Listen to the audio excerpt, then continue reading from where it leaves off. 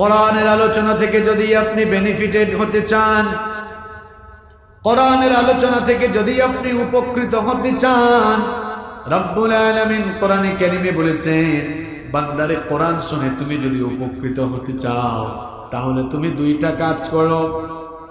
আমার কথা যদি আপনাদের কানে পৌঁছায় তাহলে বলেন কয়টা? রব্বুল আলামিন কোরআনে কারিমে বলেছেন, ওয়া ইযা কুরিআল কুরআনু ফাসতামিউ লাহু ওয়া আনসিতু লাআল্লাকুম তুরহামুন।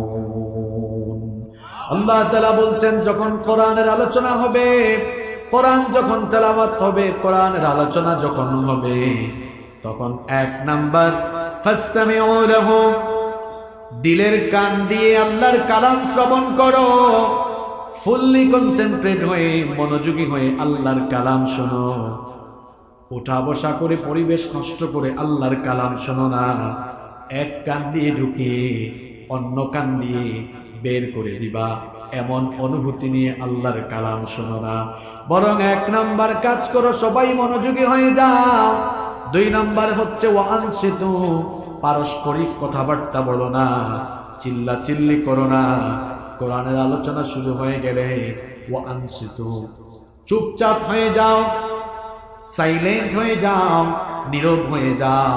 কারণ কোরআনে যত কথা রয়েছে সবগুলো কথা কার? আল্লাহর কথা শুরু হয়ে গেলে মানুষের কথার আর কোনো দাম থাকতে পারে না। এই জন্য আল্লাহ বলেছেন, বান্দারে যখন আমার কালামের আলোচনা শুরু হয়ে যায়, দুই নাম্বার ওয়া আনসিতু, তুমি চুপচাপ হয়ে যাও। এই আয়াতের মধ্যে আল্লাহ আমাদেরকে কোরআন শোনার আদব শিখালেন কয়টা? আস্তে বলবেন না, জোরে বলেন। আল্লাহ আদব শিখিয়েছেন কয়টা? এক নাম্বার আদব আল্লাহ শিখিয়েছেন ফাসতামিউ লাহু, মনোযোগী হয়ে আল্লাহর কোরআন শোনো। দুই নাম্বার হচ্ছে ওয়া আনসিতু, চুপচাপ হয়ে যাও। তাহলে বলেন তো আমল শিখছেন কয়টা? এক নাম্বার কি? মনোযোগী হয়ে শুনতে হবে। আর দুই নাম্বার হলো চুপচাপ থাকতে হবে। এই দুইটা কাজ যদি আপনারা করতে পারেন তাহলে ফলাফল কি হবে? আল্লাহ তাআলা আয়াতের শেষে বললেন, লাআল্লাকুম তুরহামুন, সম্ভবত তোমাদের উপরে আমার রহমত নাজিল হবে। কয়টা কাজ? এক নম্বর মনোযোগী হয়ে শুনবে। কেউ কেউ আছে ওয়াজ শুনতে বসে এদিকে কিছুক্ষণ তাকায়, এদিকে কিছুক্ষণ তাকায়। এই যে আমি এখানে বসে গেছি, আমি একমাত্র আপনাদের দিকেই তাকাবো। এদিকে কে যাবে, কোন গাড়ি আসবে, ওইদিকে কে আসবে, কোনো তাকানো চলবে না। আমি আপনাদের দিকে মনোযোগী হয়ে গেলাম। তাহলে আপনারা কি কিছুক্ষণ আমার দিকে মনোযোগী হতে পারবেন না? দুই নাম্বার, আপনাদেরকে চুপচাপ হয়ে যেতে হবে, নীরব থাকতে হবে। কারণ একটা কথাও আমি বলছি না, আমাকে দিয়ে আল্লাহ বলাচ্ছেন, কিন্তু কথাগুলো আমার না, কথাগুলো কার? এজন্য এক নাম্বার মনোযোগী হয়ে যাবেন, দুই নাম্বার চুপচাপ থাকবেন। এই দুইটা কাজ করেন, ইনশাআল্লাহ দেখবেন আজকের মাহফিলের আলোচনা আপনার জীবন পরিবর্তনে কাজে লাগবে ইনশাআল্লাহ। সম্মানিত ভাইরা, আজকের এই মাহফিলে আসতে পেরে আপনারা সবাই খুশি হয়েছেন না বেজার হয়েছেন? সবাই খুশি তো? কম না বেশি? আমরা সবাই খুশি, পরিমাণেও বেশি। জবান খুলে সবাই পড়েন আল্লাহু আকবার। এই যে আল্লাহু আকবার স্লোগান আপনারা দিয়েছেন, এটা কি কোনো রাজনৈতিক দলের স্লোগান? এটা কি উগ্রবাদী বা জঙ্গিবাদীদের স্লোগান? এটি কার নামের স্লোগান? কিছু কিছু মানুষ আছে আল্লাহু আকবার স্লোগান শুনলে মন খারাপ করে। আল্লাহু আকবার স্লোগান শুনলে তাদের চেহারা মলিন হয়ে যায়। আল্লাহু আকবার স্লোগান শোনার পরে চেহারা মলিন হয়ে যাওয়া কিংবা মন খারাপ করা, এটা কিন্তু ভালো মানুষের লক্ষণ না। কারণ আল্লাহু আকবার স্লোগান শোনার পরে আবু জাহালের চেহারা মলিন হয়েছে, আবু জাহালের মন খারাপ হয়েছে। যদি আল্লাহু আকবার স্লোগান শোনার পরে কারো চেহারা মলিন হয় কিংবা কেউ রাগ করে, আমি তাকে বলবো খুব শীঘ্রই রক্ত পরীক্ষা করেন। আপনার শরীরে বহমান যে রক্তগুলো আছে এই রক্তের ভেতরে আবু জাহালের রক্তের ভাইরাস ঢুকলো কিনা তা ভালো করে যাচাই বাছাই করে দেখা দরকার। কারণ আল্লাহু আকবার স্লোগান এটি উগ্রবাদী বা জঙ্গিবাদীদের স্লোগান নয়, বরং এই স্লোগানটি হচ্ছে বাতিলের সামনে ইমানদারদের ঈমান দীপ্ত চেতনার স্লোগান। আল্লাহু আকবার স্লোগান হচ্ছে ইমানদারদের ঈমানি চেতনাকে উজ্জীবিত করে দেওয়ার স্লোগান। আল্লাহু আকবার এই স্লোগান শুনলে মন খারাপ করে যারা, আবু জাহালদের উত্তরসূরি হলো তারা। এটা ভালো মানুষের লক্ষণ না। আল্লাহ তাআলা আমাদের সবাইকে ঈমানের উপরে, হেদায়েতের উপরে অটল এবং অবিচল রাখো। আরো আসতে বলেন আমিন।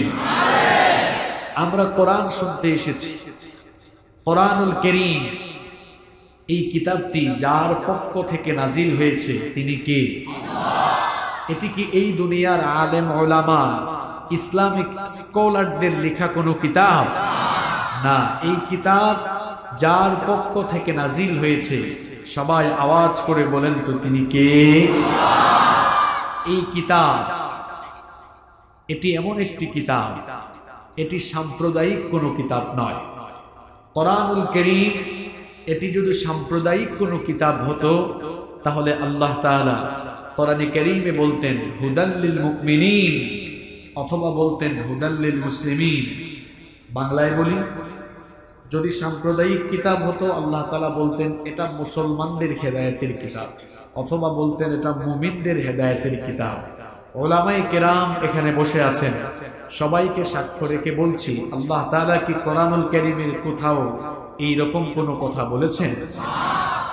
বরং আল্লাহ তাআলা বলেছেন হুদাল্লিন নাস, যারা মানুষ, তামাম দুনিয়ার সকল মানুষের জন্য এই কিতাবকে হেদায়েতের কিতাব হিসেবে যিনি নাজিল করেছেন তিনি কে?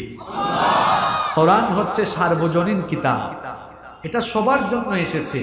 সুতরাং পৃথিবীর যে কোনো ধর্মের, যে কোনো বর্ণের, যে কোনো জাতি গোষ্ঠীর লোকেরা যদি কোরআনের কাছে চলে আসে, কোরআন পড়ে বুঝে, তাহলে কোরআন থেকে সে বেনিফিটেড হতে পারবে। আর ঈমান এনে সে যদি কোরআনকে জীবনে মানা শুরু করে দেয়, দুনিয়া আখিরাতে সফল হয়ে সে আল্লাহর জান্নাতে চলে যাবে। সুবহানাল্লাহ। কোরআন এই কিতাব আপনাদের সবার ঘরে আছে না? আরেকটু জোরে বলেন, আছে তো? এটাকে কি আপনারা অন্যান্য বই যেমন ইংরেজি বই, বিজ্ঞান বইয়ের মতো মনে করেন? না না না না না, এটা এমন এক কিতাব, কিয়ামতের দিন এই কিতাব যার পক্ষে দাঁড়াবে সেই লোক জান্নাতে চলে যাবে, এই কিতাব যার বিরুদ্ধে দাঁড়াবে সে জাহান্নামে চলে যাবে। তাহলে বোঝা গেল এই কিতাব এটা আপনার সফলতা আর ব্যর্থতা দুটোরই কারণ হয়ে যেতে। এটা কি আমার কথা? নবীজি বলেছেন আল কোরআন হুজ্জাতুল লাকা আও আলাইক, মুসলিম শরীফের হাদিস। নবীজি বলেছেন এই কোরআন কাল কিয়ামতের দিন হয় তোমার পক্ষের সাক্ষ্য হবে অথবা তোমার বিপক্ষের সাক্ষ্য হয়ে যাবে। কোরআন যদি কারো পক্ষে দাঁড়িয়ে যায়, ওই লোকটাকে জান্নাত দিবেন কে? যেই সকল লোকেরা দুনিয়ায় কোরআন পড়ছে, কোরআন বুঝতেছে, কোরআন মেনে মেনে জীবন চালাচ্ছে, ওই সকল লোকদের পক্ষে কোরআন কিয়ামতের দিন দাঁড়িয়ে আল্লাহর সঙ্গে কোরআন ওই লোকটার পক্ষে ঝগড়া করবে ততক্ষণ লোকটাকে আল্লাহ তাআলা মাফ করে দিয়ে জান্নাতের ভেতরে ঢোকায় না যতক্ষণ।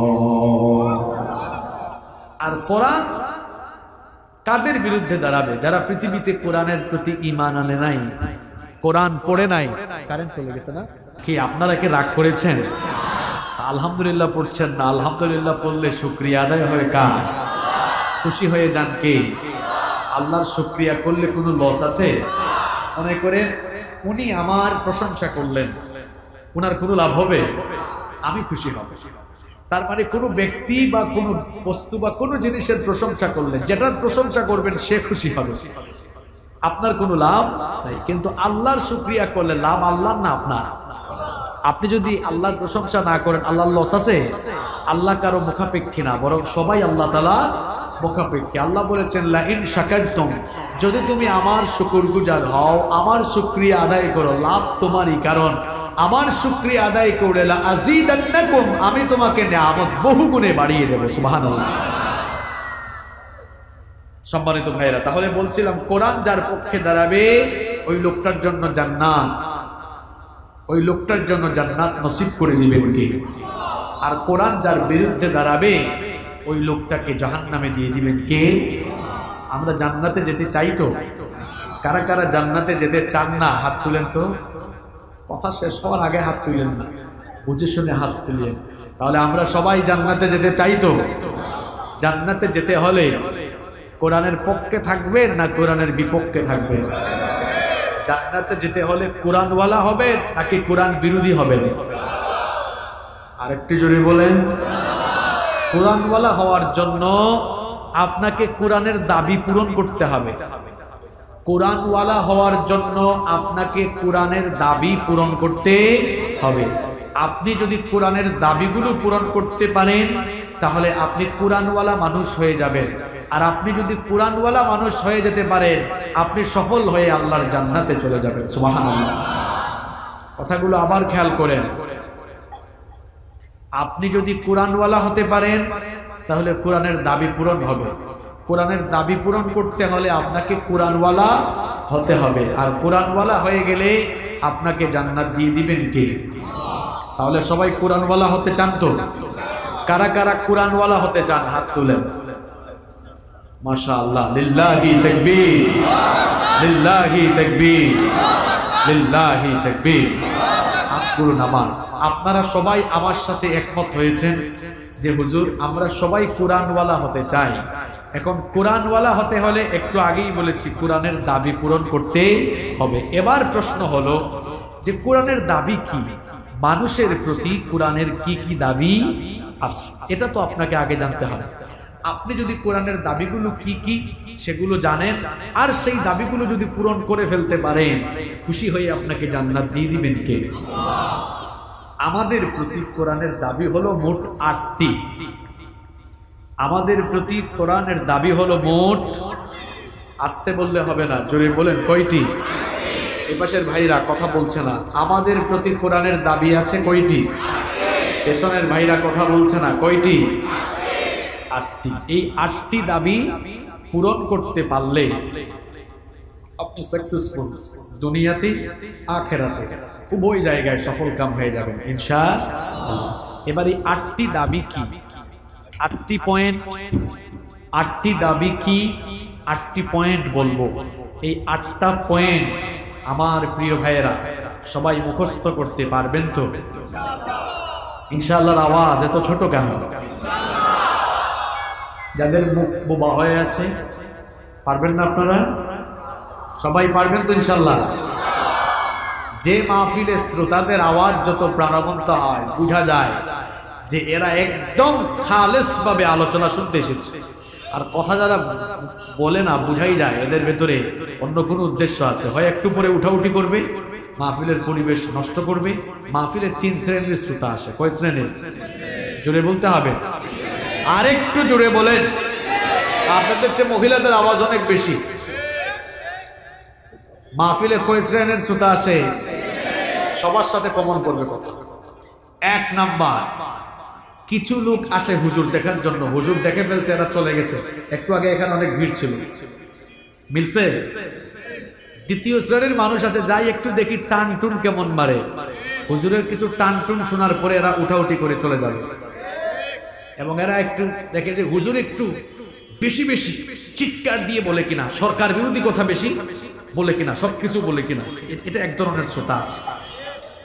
৩ নম্বর শ্রেণীর শ্রোতা হলো এরা রিয়েল, একদম পারফেক্ট শ্রোতা। এরা বাড়ি থেকে খাওয়া দাওয়া করে কিংবা খাওয়া দাওয়া না করে ওই অনেকে এসেছে। এরা বের হয়েছে, উদ্দেশ্য হচ্ছে যাই হুজুর আসতেছেন, ওনার জবান থেকে আজকে ১-১.৫ ঘন্টা হেদায়েতি কিছু কথা শুনে আসবো, দেখি না কোরআন হাদিসের কিছু জ্ঞান অর্জন করি, এতে করে আমার জীবন চালাইতে পারবো এবং ওই আলোকে আমি জীবন পরিচালনা করব, আমল করব। এই ধরনের কিছু মানুষ মাহফিলে আসে। ৩ নম্বর শ্রেণীর মানুষ ছাড়া প্রথম ২ শ্রেণী, এই ২ শ্রেণী লোকেরাই হচ্ছে মাহফিলের জন্য ডেঞ্জারাস, ভয়ঙ্কর। কারণ এরা মাহফিলের পরিবেশকে নষ্ট করে ফেলে। আর ৩ নম্বর শ্রেণীর শ্রোতারাই হচ্ছে আসল শ্রোতা, যারা খাঁটি নিয়তে মাহফিলে এসেছে, যারা আলোচনা শোনার জন্য এসেছে। আল্লাহ তাআলা সবাইকে 3 নাম্বার কাতারে শামিল করো। এখনো যারা আমিন বলে নাই, আমিও বুঝছি এরা 1 নাম্বার মানে কাতারে আছে, এদেরকে আমারও দরকার নাই। তাহলে আমাদের প্রতি কোরআনের দাবি আছে কয়টা? 8টা। এই 8টি দাবি পূরণ করবেন, আল্লাহ তাআলা আপনাকে জান্নাত দিবেন। 8টি দাবি পূরণ করবেন, কোরআন আপনার পক্ষে কিয়ামতে দাঁড়াবে। আপনার পক্ষে কোরআন আল্লাহর সাথে ঝগড়া শুরু করবে, ঝগড়া শুরু করে আপনাকে কোরআন জান্নাতে নিয়ে যাওয়ার সুপারিশ করবে। আল্লাহু আকবার। কয়টা দাবি পূরণ করতে হবে? চলেন শুরু করি। নাম্বার 1 নাম্বার কোরআনের, আমাদের প্রতি কোরআনের 1 নাম্বার দাবি হলো এই কিতাবটা খুললেই যেন বিশুদ্ধ করে পড়তে পারে। এটা আপনার প্রতি কোরআনের কয় নাম্বার দাবি? কি স্লোগান দেয়? আল কোরআনের আলো ঘরে ঘরে জালো, শুরু হয়ে গেছে। আরেকবার কয় আল কোরআনের আলো সংসদে জালো। আপনার 2টা স্লোগান কি আমি রেসপেক্ট করি, সম্মান করি। এই 2টা স্লোগানের সাথে আমার কোনো বিরোধ নয়। তবে আমি যে প্রশ্নটি আপনাকে করতে চাই, আপনি যে আবেগের সাথে স্লোগান দিলেন, বাস্তবতার সাথে এই স্লোগানের আদৌ কতটা মিল আছে? আপনি যে বললেন আল কোরআনের আলো ঘরে ঘরে আর সংসদে জ্বালবেন, কোন দেশে? যেই দেশে 90% মুসলমানের মধ্যে হিসাব করলে 80 থেকে 82% মুসলমান পাওয়া যাবে, এখনো এরা শুদ্ধ করে কোরআন পড়তে জানে না, বুঝবে করে, এখনো শুদ্ধ করে পড়তে পারে না। এরা এদেশে বহু বিশ্ববিদ্যালয়ের প্রফেসর আছে, এরা ইংরেজিতে কথা বলতে পারে, এখনো শুদ্ধ করে তারা কোরআন পড়তে পারে না। এজন্য ডক্টর শহীদুল্লাহ বলেছেন, ভাষাবিদ ডক্টর শহীদুল্লাহ বলেছেন, তুমি যত বড় শিক্ষিত হও না কেন, সব পাণ্ডিত্য অর্জন করে ফেলো, তুমি কোরআন পড়তে না জানলে তুমি হচ্ছ দুনিয়ার সবচাইতে মূর্খ। ঠিক ঠিক বলে চিল্লাইয়েন না, খালি নিজের সাথে কথাগুলো মিলান। আপনি যে স্লোগান দিলেন আল কোরআনের আলো ঘরে ঘরে সংসদে জালো, কোন দেশে? যে দেশে 80 থেকে 82% মানুষ এখনো কোরআন বুঝবে পড়ে, শুদ্ধ করে পড়তে পারে। এই ভাই মনে হয় আগে আমার কোনো মাহফিলে গেছে। এজন্য আমি বলেছি পরিবর্তন। যুবক ভাইয়েরা, পরিবর্তনের স্লোগান আমাদেরকে দিতে হবে, ঠিক কি না? যুগ জামানা পাল্টে দিতে চাই না অনেকজন, এক মানুষই আনতে পারে জাতির জাগরণ। আমাদেরকে পরিবর্তনের স্লোগান উঠাতে হবে। এই স্লোগানটা সিস্টেমিক ওয়েতে হওয়া দরকার। স্লোগানটা হওয়া দরকার ছিল এরকম, আল কোরআনের আলো মানুষের অন্তরে অন্তরে অথবা হৃদয়ে হৃদয়ে জ্বালো। যদি প্রত্যেকটা মানুষের হৃদয়ে কোরআনের আলো জ্বালানো যায়, এই আলোকিত হৃদয়ের মানুষগুলোকে দিয়ে ঘরে কোরআনের আলো জ্বলবে, সমাজে জ্বলবে। আলোকিত মানুষ যদি সবাই হয়ে যায় কোরআনের আলোয় আলোকিত, তাহলে তো আলোকিত মানুষগুলো পার্লামেন্টে যাবে, তখন এমনিতেই কোরআনের আইন পার্লামেন্টে বাস্তবায়ন হয়ে যাবে। আর মানুষের অন্তরে কোরআনের আলো না জ্বালাইয়া খালি স্লোগান দিবেন, স্লোগান দিতে থাকবেন, বাস্তবতার মুখ আপনি দেখতে পারবেন। এই জন্য স্লোগান হবে এরকম, আল কোরআনের আলো হৃদয়ে হৃদয়ে জালো। ফেসবুক অ্যাকাউন্ট আছে কার কার? হাত তুলেন। তো সবারই ফেসবুক আছে, হাত নামান। মাহফিলের পরে ফেসবুকে আজকে একটা পোস্ট আপলোড করবেন, লিখবেন আল কোরআনের আলো হৃদয়ে হৃদয়ে জালো। এই স্লোগান চতুর্দিকে ছড়িয়ে যাক। এখন থেকে আপনারা ওই স্লোগান সব জায়গায় ছড়িয়ে দিবেন, পারবেন তো ইনশাআল্লাহ? একটু রিহার্সাল করায় দিই, এমনি এমনিতে তো ছাড়া যাবে না, একটু আনকমন হইলেও রিহার্সাল দিলে কমন হয়ে যাবে ইনশাআল্লাহ। আমি বলবো আল কোরআনের আলো, আপনারা বলবেন হৃদয়ে হৃদয়ে আল কোরআনের আলো। জুড়ে হবে, যশোরের মাটি তো ইসলামের ঘাঁটি, আওয়াজটা তো এরকম হওয়া চাই। বিপ্লবী মানুষের আওয়াজ বিপ্লবীর মতো হওয়া দরকার। আল কোরআনের আলো হৃদয়ে হৃদয়ে জালো, কোরআন সুন্নাহর আলো। স্লোগানটি পছন্দ হয়েছে আপনাদের নাকি দ্বিমত আমাদের সাথে? তাহলে কোরআন সুন্নাহর আলো হৃদয়ে হৃদয়ে জ্বালিয়ে দিতে। হ্যাঁ ওই তো ঠিক আছে ভাই, ঠিকই বলছি। কোরআন সুন্নাহর আলো হৃদয়ে হৃদয়ে জালো। ওদিকে লোকজন গিয়েছে, সমাধান হবে ইনশাআল্লাহ।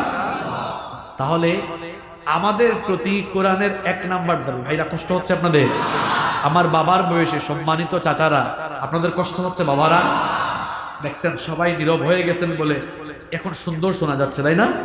দেখবেন আরেকটু পরে আরো সুন্দর শোনা যাবে।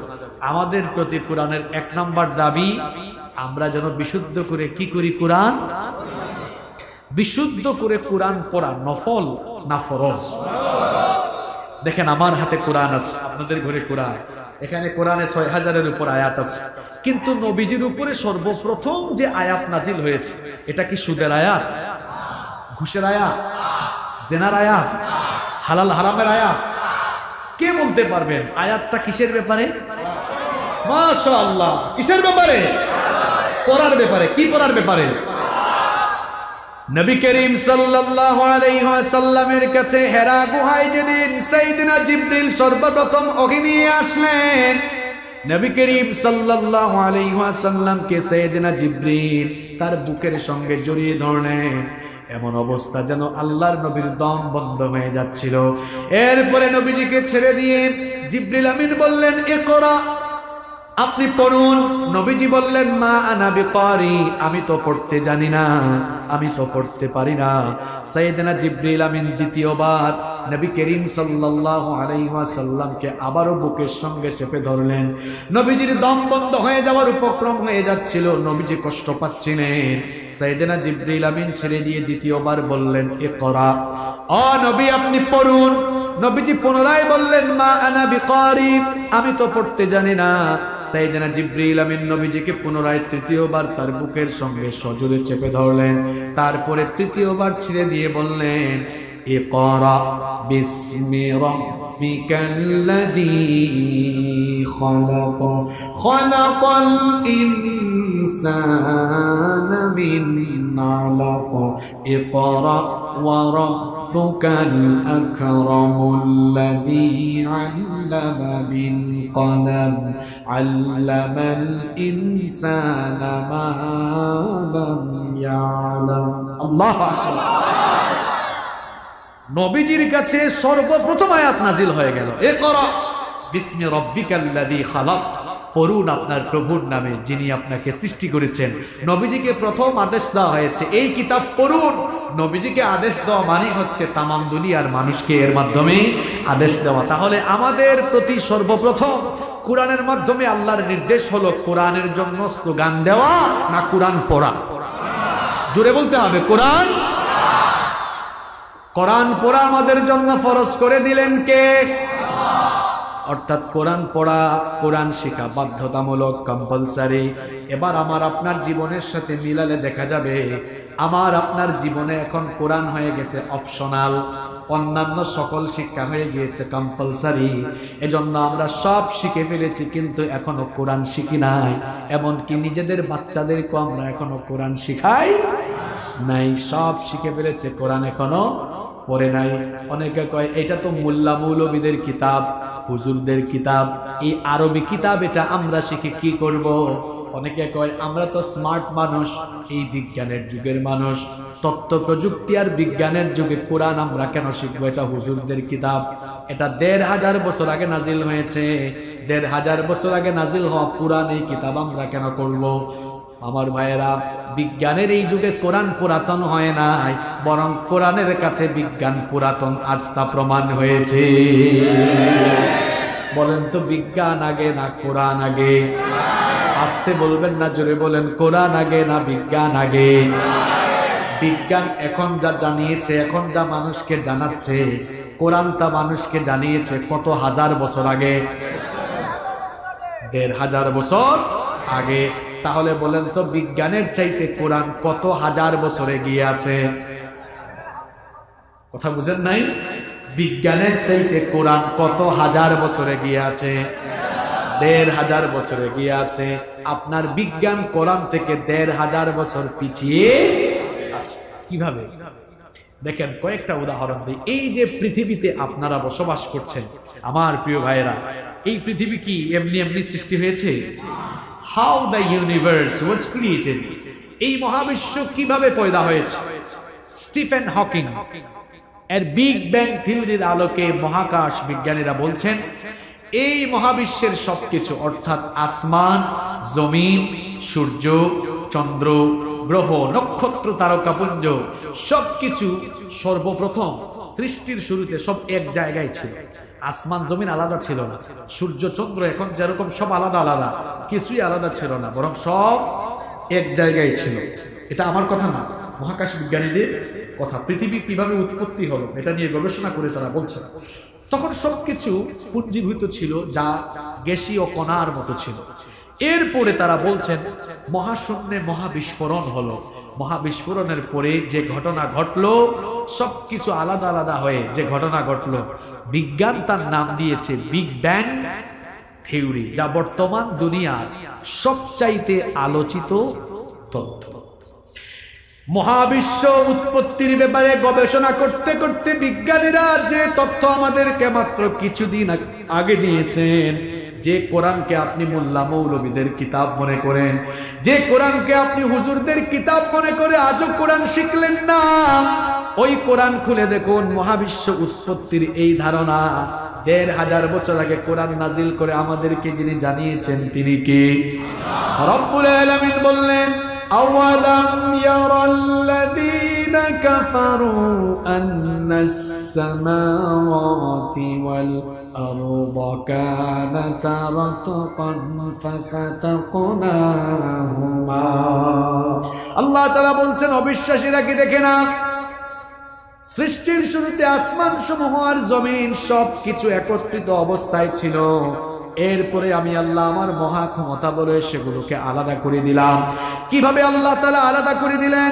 কোরআনুল কারীমের ৪৪ নম্বর সূরা সূরাতুদ দুখানের ভিতরে আল্লাহ বলেছেন সুম্মাস্তাওয়া ইলাস সামাই ওয়া হিয়া দুখানুন ফাকালা লাহা ওয়া লিল আরদি طوعا أو كرها قالتا آتينا طائعين। আল্লাহ তাআলা বলছেন মহাশূন্যে যখন মহাবিস্ফোরণ হলো, আকাশ তখন ধোঁয়াশাচ্ছন্ন হয়ে গেল। আমার বাবারা, আমার প্রিয় ভাইয়েরা, বলেন তো কোথাও যদি আগুন লাগে সেই জায়গায় ধোঁয়া সৃষ্টি হয় কি হয় না? মহাশূন্যে যখন মহাবিস্ফোরণ ঘটলো, আকাশ তখন ধোঁয়াশাচ্ছন্ন হয়ে গেল। আল্লাহ তাআলা বলেন আমি তখন ধোঁয়াশাচ্ছন্ন ধূম্রজাল বিশিষ্ট আসমানের দিকে মনোনিবেশ করে আসমান জমিনকে আলাদা হয়ে যাওয়ার আদেশ দিলাম। আসমান জমিন আমার আদেশ শুনে অনুগতদের মতো অস্তিত্বমান অবস্থায় ফিরে গেল। 1979 সালে সৌদি আরবের রাজধানী রিয়াদে একটি কনফারেন্স হয়েছিল। সেই কনফারেন্সে উপস্থিত ছিলেন ইউনাইটেড স্টেট অফ আমেরিকার বিখ্যাত সায়েন্টিস্ট বালমান। ওই কনফারেন্স হলে এই দুইটা আয়াত যখন পড়া হলো, সে দাঁড়িয়ে গেল, দাঁড়িয়ে বলল স্টপ, একটু থামো। How is it possible? এটা কিভাবে সম্ভব? মহাবিশ্ব উৎপত্তির ধারণা আমরা বিজ্ঞানীরা গবেষণা করে কিছুদিন আগে পৃথিবীর মানুষকে জানালাম, তোমরা এখন কোন বই থেকে পড়ে এই মহাবিশ্ব উৎপত্তির ধারণা এটা আমাদেরকে শোনাচ্ছ? বলা হলো মিয়া, এটা এই যুগের কোনো কিতাব না, এটা আজ থেকে আরো ১৫০০ বছর আগে নাজিল হওয়া আল্লাহর কিতাব কোরআন। তখন সে বলল আচ্ছা বলেন তো আপনারা ১৫০০ বছর আগে পৃথিবীতে বিজ্ঞান ছিল কি? বলেন, বিজ্ঞান ছিল? কোন সায়েন্স ল্যাবরেটরি বিজ্ঞানাগার ছিল? তখন বালমার বলল ১৫০০ বছর আগে তো পৃথিবীতে বিজ্ঞান ছিল না, বিজ্ঞানাগার ছিল না। সেই সময়ে মহাবিশ্ব উৎপত্তির এই সায়েন্টিফিক ধারণা যে কিতাবের ভিতরে দেওয়া হয়েছে, এই ধারণা তো যে কেউ দিতে পারবে না। নিশ্চয়ই মহাবিশ্বের কারিগর যিনি এই কিতাব নাজিল করে এই কিতাবের ভেতরে এই তথ্য দিয়েছেন তিনি। সে বলল তাহলে আমি আর কেন গুমরাহ থাকবো? আমিও এই কনফারেন্স হলে তোমাদের সবাইকে সাক্ষ্য রেখে সবার সামনে কালেমা পড়ে, আমিও নিজে কালেমা পড়ে আজ মুসলমান হয়ে গেলাম। এই হচ্ছে আল্লাহর কোরআন। বিজ্ঞান যত উন্নত হবে, পৃথিবীর বিজ্ঞান আর বিজ্ঞানীরা কোরআনের সামনে আসলে মাথাটা নত করে দিয়ে ভিক্ষুকের মতো চিরকাল তারা দাঁড়িয়ে থাকতে বাধ্য হবে। ঠিক তো কইলেন? বিজ্ঞান আগে না কোরআন আগে? আপনার জীবনে শিখছেন কি আগে? নিজের বিবেককে প্রশ্ন করুন। কত কত কথা বলবো, আমি তো কোরআনিক সায়েন্সের ছাত্র ছিলাম, কোরআন বিজ্ঞান নিয়ে পড়াশোনা গবেষণা করে আসা মানুষ। আল্লাহর কালামে ৬,২৩৬টা আয়াত আছে, তার মধ্যে ১,৫০০ আয়াত কেবলমাত্র বিজ্ঞানের ব্যাপারেই আল্লাহ দিয়েছেন। সুবহানাল্লাহ। Physics, chemistry, biology, astronomy, geology, human embryology, বিজ্ঞানের এমন কোন শাখা নেই যে ব্যাপারে আল্লাহর কালামে তথ্য নেই। সুবহানাল্লাহ। কত তথ্য দিব। এই পৃথিবীর সেই পৃথিবীর আকৃতি নিয়ে বিজ্ঞান এক এক সময় এক এক কথা বলে মানুষের সঙ্গে তামাশা করেছে।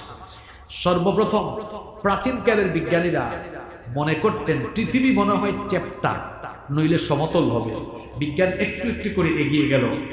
1597 সালে, এখন 2000 কত সাল? প্রিয় ভাইয়েরা সবাই বলেন 2000।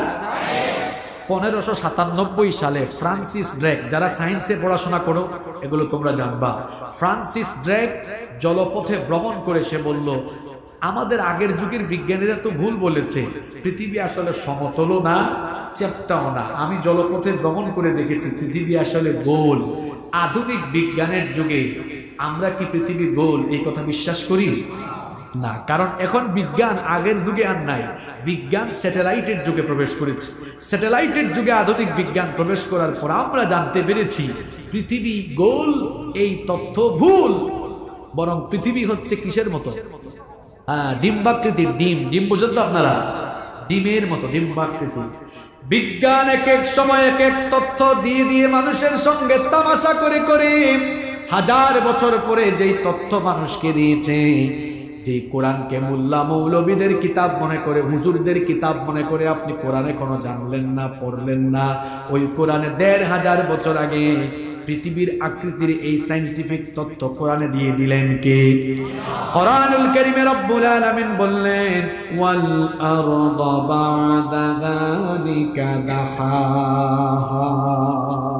আরবি ভাষার জ্ঞান যাদের আছে তারা জানেন উট পাখির ডিমকে আরবিতে বলা হয় দাহা। আল্লাহ তাআলা বললেন, ওয়াল আরদা বা'দা যালিকা দাহাহা। এই জমিনকে, এই পৃথিবীকে আমি উট পাখির ডিমের মতো ডিম্বাকৃতির করে বানিয়েছি। সুবহানাল্লাহ। তাহলে কোরআন আগে না বিজ্ঞান আগে? শিখছেন কি আগে? নিজের বিবেককে প্রশ্ন করুন। এই স্কুল কলেজের ভাইরা, তোমরা তো সব শিখে ফেলেছো, এখনো তো কোরআন শিখলা না ভাই। তোমাদের হৃদয়ে কি কষ্ট লাগে না যে তুমি কোরআনটা এখনো খুললে পড়তে পারো না? পৃথিবীর সর্বশ্রেষ্ঠ কিতাব তুমি পড়তে পারো। আমার বাবার বয়সী, আমার সম্মানিত পিতৃতুল্য যে চাচারা আছে, এখনো আপনারা অনেকে শুদ্ধ করে কোরআন পড়তে পারেন না। নিজের মতো কোরআন পড়ে অনেকে কয় আলহামদুলিল্লাহি রাব্বিল আলামিন। এটা আলহামদু না আলহামদু? এটা আলামিন না আলামিন? নিজের মতো কোরআন পড়লে হবে? মাখরাজ, সিফাত, তাজবিদের সমস্ত রুলস গুলোকে অ্যাপ্লাই করে বিশুদ্ধভাবে কোরআন পড়তে হবে। মোল্লার কথা না আল্লাহর কথা? আল্লাহ তাআলা কোরআনে কারীমে সূরা মুযাম্মিলের 4 নম্বর আয়াতে বলেছেন, ওয়ারাত্তিলিল কুরআনা তারতিলা। তারতিলের সাথে, তাজবিদের সাথে বিশুদ্ধ করে কোরআন পড়ো, নির্দেশ কার? এখনো আমরা অনেকে কোরআন শিখলাম না। আমার বাবারা, আমার ভাইয়েরা, পর্দার আড়াল থেকে শ্রবণরতা আমার মা বোনেরা, সবাইকে বলছি খবরদার, কোরআন না শিখে দুনিয়া থেকে বিদায় হইয়েন না। কোরআন না শিখে যদি দুনিয়া থেকে বিদায় হয়ে যান, তাহলে কিন্তু আখিরাতে আপনার জন্য কঠিন অবস্থা অপেক্ষা করছে। আমার প্রিয় ভাইয়েরা, আমার সম্মানিত বাবারা, সবাই বলেন তো, কোরআন যার উপরে নাজিল হয়েছে তিনি হচ্ছেন আমাদের নবী মুহাম্মদ সাল্লাল্লাহু আলাইহি ওয়াসাল্লাম। সবাই একটু আন্তরিকতার সাথে জবাব দেন, বলেন তো কিয়ামতের দিন নবীজির সুপারিশ ছাড়া জান্নাতে যাওয়ার কি কোনো সুযোগ আছে নাকি? নবীজির সুপারিশ আপনারা সবাই চান তো? নবীজির সুপারিশ আমরা চাই তো? কিয়ামতের দিন নবীজির সুপারিশ ছাড়া যদি জান্নাতে যাওয়া না যায়, সেজন্যই তো আমরা সবাই নবীজির সুপারিশ চাই। কিন্তু ভয়ঙ্কর আয়াত, ভয়ঙ্কর কথা শুনেন, কিয়ামতের দিন নবীজির সুপারিশ পাবে না তারা, দুনিয়াতে কোরআন শিখবে না যারা। কথাগুলো আমার নয়। আপনি যদি কোরআন না শিখেন, কোরআন যদি না শিখে, না পড়ে, না বুঝে, না মেনে দুনিয়া থেকে চলে যান, কোরআন যার উপরে নাজিল হয়েছে, যেই নবীর সুপারিশের আপনি আশা করেন, ওই নবী আপনার জন্য সুপারিশ করবেন না। কোরআনুল কারীমের 25 নম্বর সূরা সূরাতুল ফুরকানের 30 নম্বর আয়াতে রব্বুল আলামিন বললেন, ওয়াকালার রাসূলু ইয়া রাব্বি ইন্না কওমি ইত্তাখাযু হাযাল কুরআনা মাহজুরা। আল্লাহ তাআলা বলছেন, রাসূল কিয়ামতের মাঠে কিছু মানুষদের বিরুদ্ধে দাঁড়িয়ে আমার কাছে অভিযোগ করে বলবেন, ইয়া রাব্বি, হে রব, হে আমার প্রভু দয়াময়, ইন্না কওমি ইত্তাখাযু হাযাল কুরআনা মাহজুরা, আমার উম্মতের এই লোকগুলো দুনিয়াতে থাকা অবস্থায় কোরআন পড়ে নাই, বুঝে নাই, মানে নাই। দুনিয়ার জীবনে তারা তোমার কোরআনকে যেভাবে পরিত্যাগ করেছিল, আজ হাসরের মাঠে এই কপাল পরা লোকদেরকে আমি নবীও নিজে পরিত্যাগ করলাম। ওয়াল-ইয়াযু বিল্লাহ, নাউযু বিল্লাহি মিন যালিক। নবীজি যদি কাউকে পরিত্যাগ করে বলেন, তোমাকে আমি ছেড়ে দিলাম, দাও, তোমার জন্য সুপারিশ নেই, মুখ ফিরিয়ে নেন, নবীজি যদি কারো জন্য কারো থেকে মুখ ফিরাইয়া নেয়, এর জন্য নাজাতের সুপারিশ করার আর কেউ থাকবে? কলিজার টুকরা ভাইরা, কেন এখনো কোরআন শিখলেন না? খবরদার, কোরআন না শিখে কবরে যাইয়েন না। কবর কিন্তু ভালো আচরণ করবে না। শুধু নবীজি মুখ ফুরাবেন না, কোরআন যিনি নাজিল করেছেন তিনি কে, তো আপনার কাছ থেকে মুখ ফিরিয়ে নেবেন। দুনিয়ায় যারা কোরআন পড়বে না, শিখবে না, জানবে না, রব্বুল আলামিন দুনিয়া আখিরাতে তাদের জন্য শাস্তি রেখেছেন মোট 3টা। জোরে কোন কয়টা? আস্তে বলবেন না, সবাই বলেন কয়টা? কোরআনুল কারীমের 24 নম্বর, কোরআনুল কারীমের 20 নম্বর সূরা সূরাতুত তাহা এর 124 নম্বর আয়াত থেকে আল্লাহ তাআলা বলছেন, খুব মন দিয়ে কান লাগিয়ে কথাগুলো শুনুন। আল্লাহ তাআলা বলছেন, ওয়ামান আ'রাদা আন যিকরি ফাইন্না লাহু মাঈশাতান দানকা ওয়া নাহশুরুহু ইয়াওমাল কিয়ামাতি আ'মা। আল্লাহ তাআলা বলছেন, যারা আমার উপদেশ সম্বলিত এই কিতাব থেকে মুখ ফিরিয়ে নিবে, ফাইন্না লাহু মাঈশাতান দানকা, আমি তার জীবনটাকে সংকীর্ণ করে দিব। মুফাসসিরিনে কেরাম এই মাঈশাতান দানকার তাফসীর করেছেন, ব্যাখ্যা করেছেন, এর অর্থ দিয়েছেন 2টা।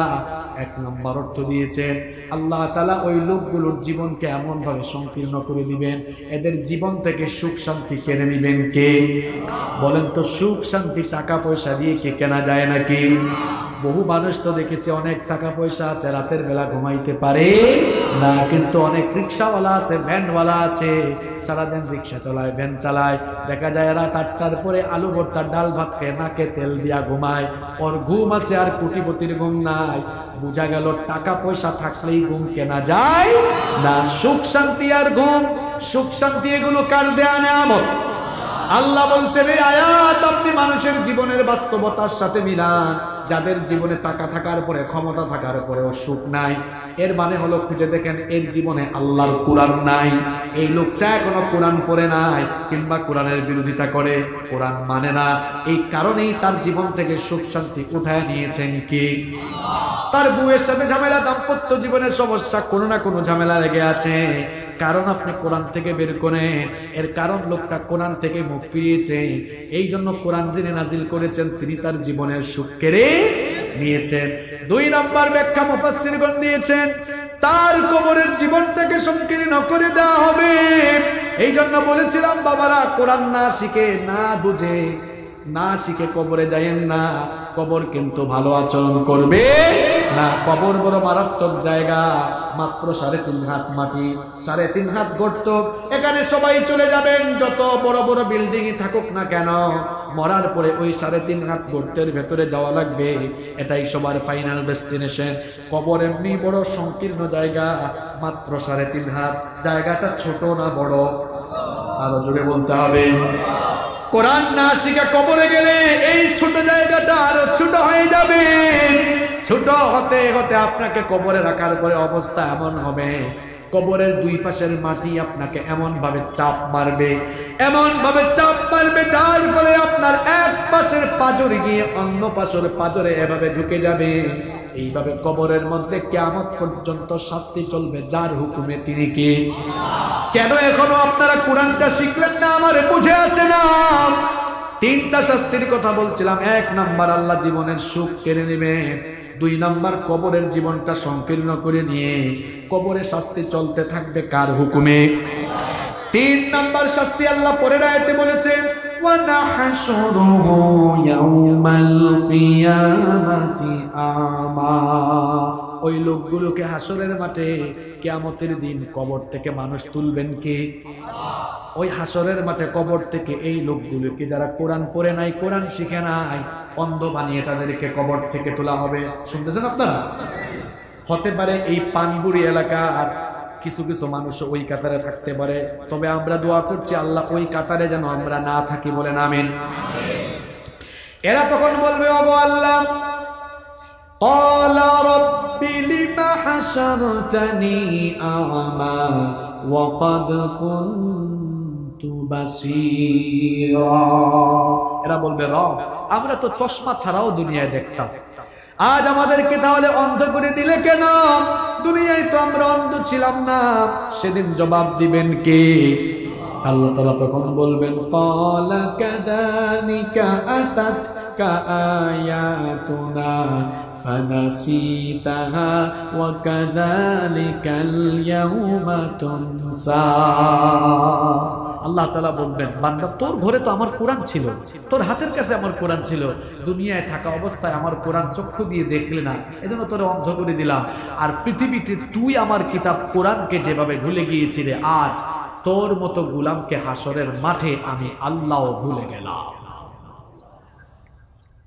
একটু আগে বললাম নবীজি মুখ ফিরিয়ে দিবেন, এখন বললাম আমি কি বানায় বানায় বলতেছি না কোরআন থেকে বলতেছি? কি কোরআন যে ডেইলি খুলে খুলে পৃষ্ঠা উল্টান, এই আয়াতগুলো চোখে মনে হয় লাগে না? এগুলো দেখেন না? এই আয়াতগুলো বোঝার চেষ্টা করেন না? নবী মুখ ফিরালেন, আল্লাহ বললেন, যা, তোরে আমি ভুলে গেলাম। কিভাবে নাজাতের ফয়সালা হয়? কিভাবে আর আপনি বাঁচবেন? কি করে জাহান্নাম থেকে বাঁচবেন? ভাইরা, পায়ে ধরে বলে যাচ্ছি আপনাদের, আল্লাহর ওয়াস্তে কোরআন শিখুন। যদি জাহান্নামের আগুন থেকে নিজেদেরকে বাঁচাতে চান, আল্লাহর ওয়াস্তে কোরআন শিখুন। এখনো যারা শিখেন নাই, কোরআনটা শিখতে পারবেন না ইনশাআল্লাহ। এই এলাকায় আপনারা মাহফিলের আয়োজন করেছেন, দায়িত্ব শেষ। যাদের টাকা পয়সা আছে আপনাদেরকে বলবো, এই এলাকায় একটা বয়স্ক কোরআন শিক্ষা কেন্দ্র চালু করেন, একজন প্রশিক্ষক রাখেন, যাতে করে সবাই গিয়ে এখানে কোরআন শিখতে পারে, মানুষ কোরআন শিখবে। আপনার জন্য এই প্রতিষ্ঠানটি সদকায়ে জারিয়া হয়ে যাবে। সুবহানাল্লাহ। পারলে এই কাজগুলো করুন, এইসব কাজ করুন, আল্লাহ আমাদের তৌফিক দান করেন। তাহলে কোরআনের সুপারিশ পেতে হলে কোরআনওয়ালা হতে হবে। আর কোরআনওয়ালা হতে হলে কয়টা কাজ করতে হবে? আঙ্গুল দেখে বলেন কয়টা? কষ্ট হচ্ছে আপনাদের?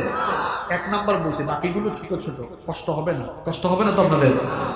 1 নাম্বার কাজ কি করতে হবে? কোরআনকে শুদ্ধ করে শিখতে হবে। তোমরা যারা এইচএসসি পাস করেছো, তোমরা এখন ভার্সিটিতে চান্স পাওয়ার জন্য, বিশ্ববিদ্যালয়ে চান্স পাওয়ার জন্য মরিয়া হয়ে 6 মাস 7 মাস কোচিং করো। অনার্স মাস্টার্স যারা শেষ করে ফেলেছো, বিসিএস ক্যাডার হওয়ার জন্য বিসিএস কোচিং 1 বছর করতে পারো, এত কিছু করতে পারো। আল্লাহর কোরআন শেখার জন্য 1-1.5 মাস 2 মাস 3 মাস সময় বিনিয়োগ করে কারো কাছে যাইতে পারো না, এ কেমন কপাল পোড়া হলে তুমি? এক চাচার কাছে ঘটনা একটা মনে পড়ছে, বলবো আপনাদেরকে। এক চাচার কাছে সুপ্রিম কোর্ট থেকে চিঠি একটা আসছে, ইংরেজি ভাষায় লেখা। রাত 12টার সময় একজন এনে চিঠি দিচ্ছে, চাচা ধরেন, সুপ্রিম কোর্ট থেকে চিঠি একটা আসছে। চাচা পান খাইতেছে, ঠিক আছে যাও দেখে নিব, চলে গেছে। চাচা রাত 12:30 ভাবলো দেখি ঘুমানোর আগে সুপ্রিম কোর্ট থেকে কি আসতো, খুলে দেখে ইংরেজিতে লেখা চিঠি। চাচা ইংরেজি জানে না, এখন চিন্তা করলো সুপ্রিম কোর্টের চিঠি, গ্রেফতারি পরোয়ানা তো হইতে পারে, টেনশন থাকলে রাতে ঘুম আসে। ইংরেজি তো জানে না। পাশের বাড়ির ভাতিজা একটা ঢাকা বিশ্ববিদ্যালয়ে পড়ে, সে আবার ভালো ইংরেজি জানে। রাত 12:30টায় গিয়ে ডাক দিতেছে, বাবা আব্দুর রহিম বাড়িতে আছো? ও চাচা আসি তো, এত রাতে ডাকতেছেন কেন? 12:30 বাজে। কয় বাবারে তাড়াতাড়ি চিঠি একটা ইংরেজি ভাষা কিছুই বুঝেন। কয় চাচা যান সকালবেলা এসে, এখন অনেক রাত। কয় বাবারে সকালবেলা উঠে তুই আমারে নাও পাইতে পারস, কারণ ইংরেজিতে কি লিখছে গ্রেফতারি পরোয়ানা হইলে তো রাতে রাতেই আমারে 14 শিখের ভিতরে ঢুকাই দিতে পারে। উঠ বাবা উঠ। উঠাইছে, এরপরে পড়াইছে চিঠি। এখন একটা চিঠি বুঝেন না বলে, আপনি ইংরেজি ভাষায় লেখা চিঠি বুঝেন না বলে পাশের বাড়ির ভাতিজারে গিয়ে এত রাতে জাগাইতে পারলে, বাবারে না জানি আজকেও তো কবরে চলে যেতে পারেন, আগামীকাল কবরে চলে যেতে পারেন, এখনো কোরআন শিখলেন না, আল্লাহ আর রাসূলের সামনে মুখ দেখানো যাবে না, এই লজ্জায় এই হয়ে এখনো কি কোরআন শেখার জন্য কারো কাছে যাইতে পারেন না? আপনার বিবেকে কি এখনো এটা আসে না? আর কিভাবে বুঝালে আমি আপনাকে বুঝাতে পারব? কোরআনের সাফায়াত পেতে চান, কোরআনওয়ালা হয়ে যান। কোরআনওয়ালা হতে চান, কোরআনের বিশুদ্ধ তেলাওয়াতকারী হয়ে যান। 1 নাম্বার কি করতে হবে? এই যে আর 4-5টা দিন পরে যে মাস আসতেছে, মাসটার নাম কি? অন্যান্য সকল মাসের চাইতে এই মাসটার মর্যাদা কম না বেশি? প্রশ্ন যদি করি কি কারণে মাসটার দাম বেশি? সবাই জানেন আপনারা। তো কোরআনের কারণে যদি রমজান মাসের দাম বাড়ে, আপনি কোরআনওয়ালা হলে আপনার দাম বাড়বে না? আমি যদি কোরআন না জানতাম, আমাকে সিলেট থেকে এই যশোরে কেউ নিয়ে আসতো, শুধু কোরআনের কারণে এই মর্যাদা। আল্লাহ কোরআন বলাচ্ছেন, মানুষও কোরআনের কারণে ভালোবাসতেছে, অন্য কোনো কারণে না। আমার কাছে কোরআন না থাকলে মানুষ আমাকে ভালোবাসতো না। মানুষ ভালোবাসে কিসের জন্য? কোরআনের জন্য। কোরআনের জন্য সব জিনিসের দাম বাড়ে। কোরআন যে আমরা কাঠের 2টা টুকরার উপরে রাখি, আপনারা যশোরে এটাকে কি বলেন?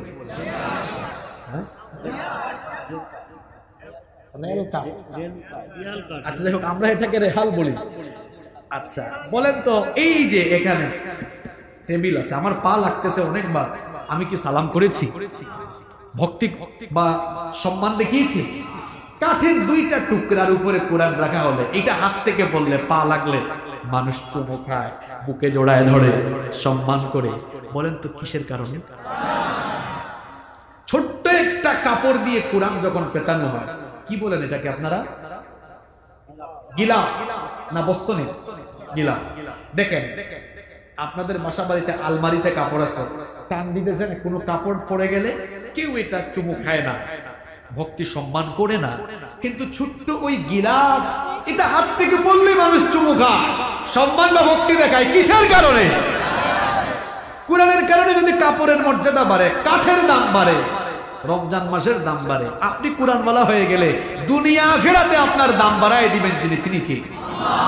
এই জন্য নবীজির হাদিস আমার মনে পড়ল। নবীজি বলেছেন, ইন্নাল্লাহা ইয়ারফাউ বিহাদাল কিতাবি আকওয়ামান ওয়া ইয়াদাউ বিহি আখারিন। নবীজি বলেছেন, আল্লাহ তাআলা এই কিতাবের মাধ্যমে কিছু মানুষের মর্যাদা বাড়িয়ে দেন, আর এই কিতাবের বিরোধিতার কারণে কিছু মানুষকে ধ্বংস করে দেন কে? কোরআনের বিরোধিতা করে দুনিয়ায় একটা কোরআন বিরোধী আল্লাহর আযাব থেকে ছাড় পায়। এখনো যারা কোরআনের সাথে আর কোরআনওয়ালা লোকদের সাথে, কোরআনের পাখিদের সাথে, আলেমদের সাথে বেয়াদবি করছো, আল্লাহ যখন যারা ধরবে একদম ভালো করে সাইজ করে ছাড়বে।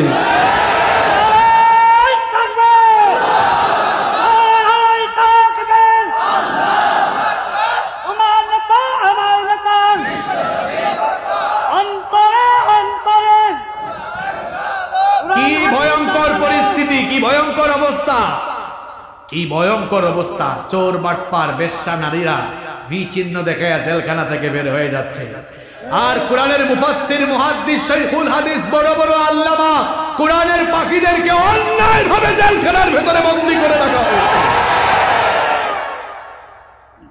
চোর ডাকাতদেরকে আদালতে যখন তোলা হয়, বাপরে বাপ, দেখছেন তো কেমনে তোলা হয়। আর বড় বড় শাইখুল হাদিসদেরকে শুধু হ্যান্ডকাপ না, রশি লাগায়া, ডান্ডা বিড়ি লাগায়া তোলা হয়। এই বেয়াদবি আল্লাহ বরদাস্ত করবেন না। পৃথিবীতে যারাই ইসলামের সঙ্গে বেয়াদবি করেছে, আল্লাহ সবকই তাকে শাস্তি দিয়েছেন। নবীদের উত্তরসূরি নবীওয়ালা লোক যারা পৃথিবীতে এখনো দাওয়াতি কাজ করছেন, ইন্নাল উলামা ওয়ারাসাতুল আম্বিয়া, নবীগণের ওয়ারিস হচ্ছে আলেমরা। এই আলেমদের সঙ্গে বেয়াদবির পরিণাম কিন্তু ভালো হবে না।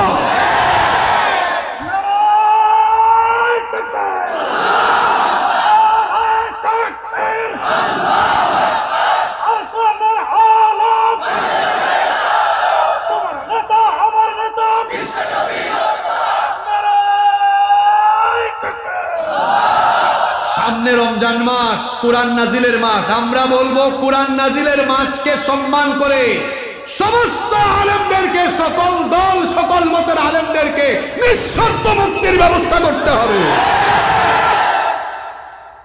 যারা নিরপরাধ ভাবে আছেন তাদেরকে নিঃশর্ত মুক্তি দিতে হবে। আর কেউ যদি কোনো অপরাধ করেও যায়, আইনজীবী যারা, আপনারা তো জানেন ভাই, আমরাও তো দেশের সংবিধানের কিছু কিছু বিষয় পড়াশোনা করি, কারণ আমরা তো মানুষের সামনে কথা বলি যাতে করে রাষ্ট্রবিরোধী, সংবিধান বিরোধী কোনো ধরনের কথা মুখ থেকে বের না হয়, এই জন্য পড়াশোনা করেই কথা বলি। একজন মানুষ অপরাধ যদি করেও যায় তাহলে জামিন পাওয়া এটা তার আইনগত, নাগরিক এবং সাংবিধানিক অধিকার। তো চোর বাটপাররা যদি জামিন নিয়ে বের হতে পারে, এই আলেমরা কি দোষ করেছে? আলেমরা দেখা যায় জামিন নিয়ে যখন জেল গেটে যায় তখন আবার আটকায় দেওয়া হয়। কি অপরাধ করেছে? আলেম যারা আছেন তারা আমাদের মাথার তাজ, ঠিক কি না? আমরা দল বুঝি না, রাজনীতি বুঝি না। আলেমদের মুক্তির দাবি চাওয়া এটা রাজনৈতিক দাবি না, এটা সমস্ত মুসলমানদের ইমানের দাবি, কারণ তিনারা আমাদের মাথার তাজ। আলেমরা হচ্ছেন আমাদের মাথার তাজ, আমাদের মাথার মুকুট। রাজনৈতিক দৃষ্টিভঙ্গি বিবেচনায় আমরা আলেমদেরকে সম্মান করি না, বরং আলেমদেরকে আমরা সম্মান করি, কারণ তারা আম্বিয়া আলাইহিমুস সালামগণের ওয়ারিস, ঠিক কি না? এই জন্য আমরা দল মত ভুলে গিয়ে আমরা দাবি করছি যত আলেম ওলামা বন্দী আছেন তাদেরকে রমজানকে সামনে রেখে নিঃশর্ত মুক্তির ব্যবস্থা করতে হবে। আল্লাহ তাআলা আমাদের সঠিক সমঝ দান করেন। সম্মানিত ভাইয়েরা, কষ্ট হচ্ছে আপনাদের? কয়েক মিনিট থাকা যাবে তো?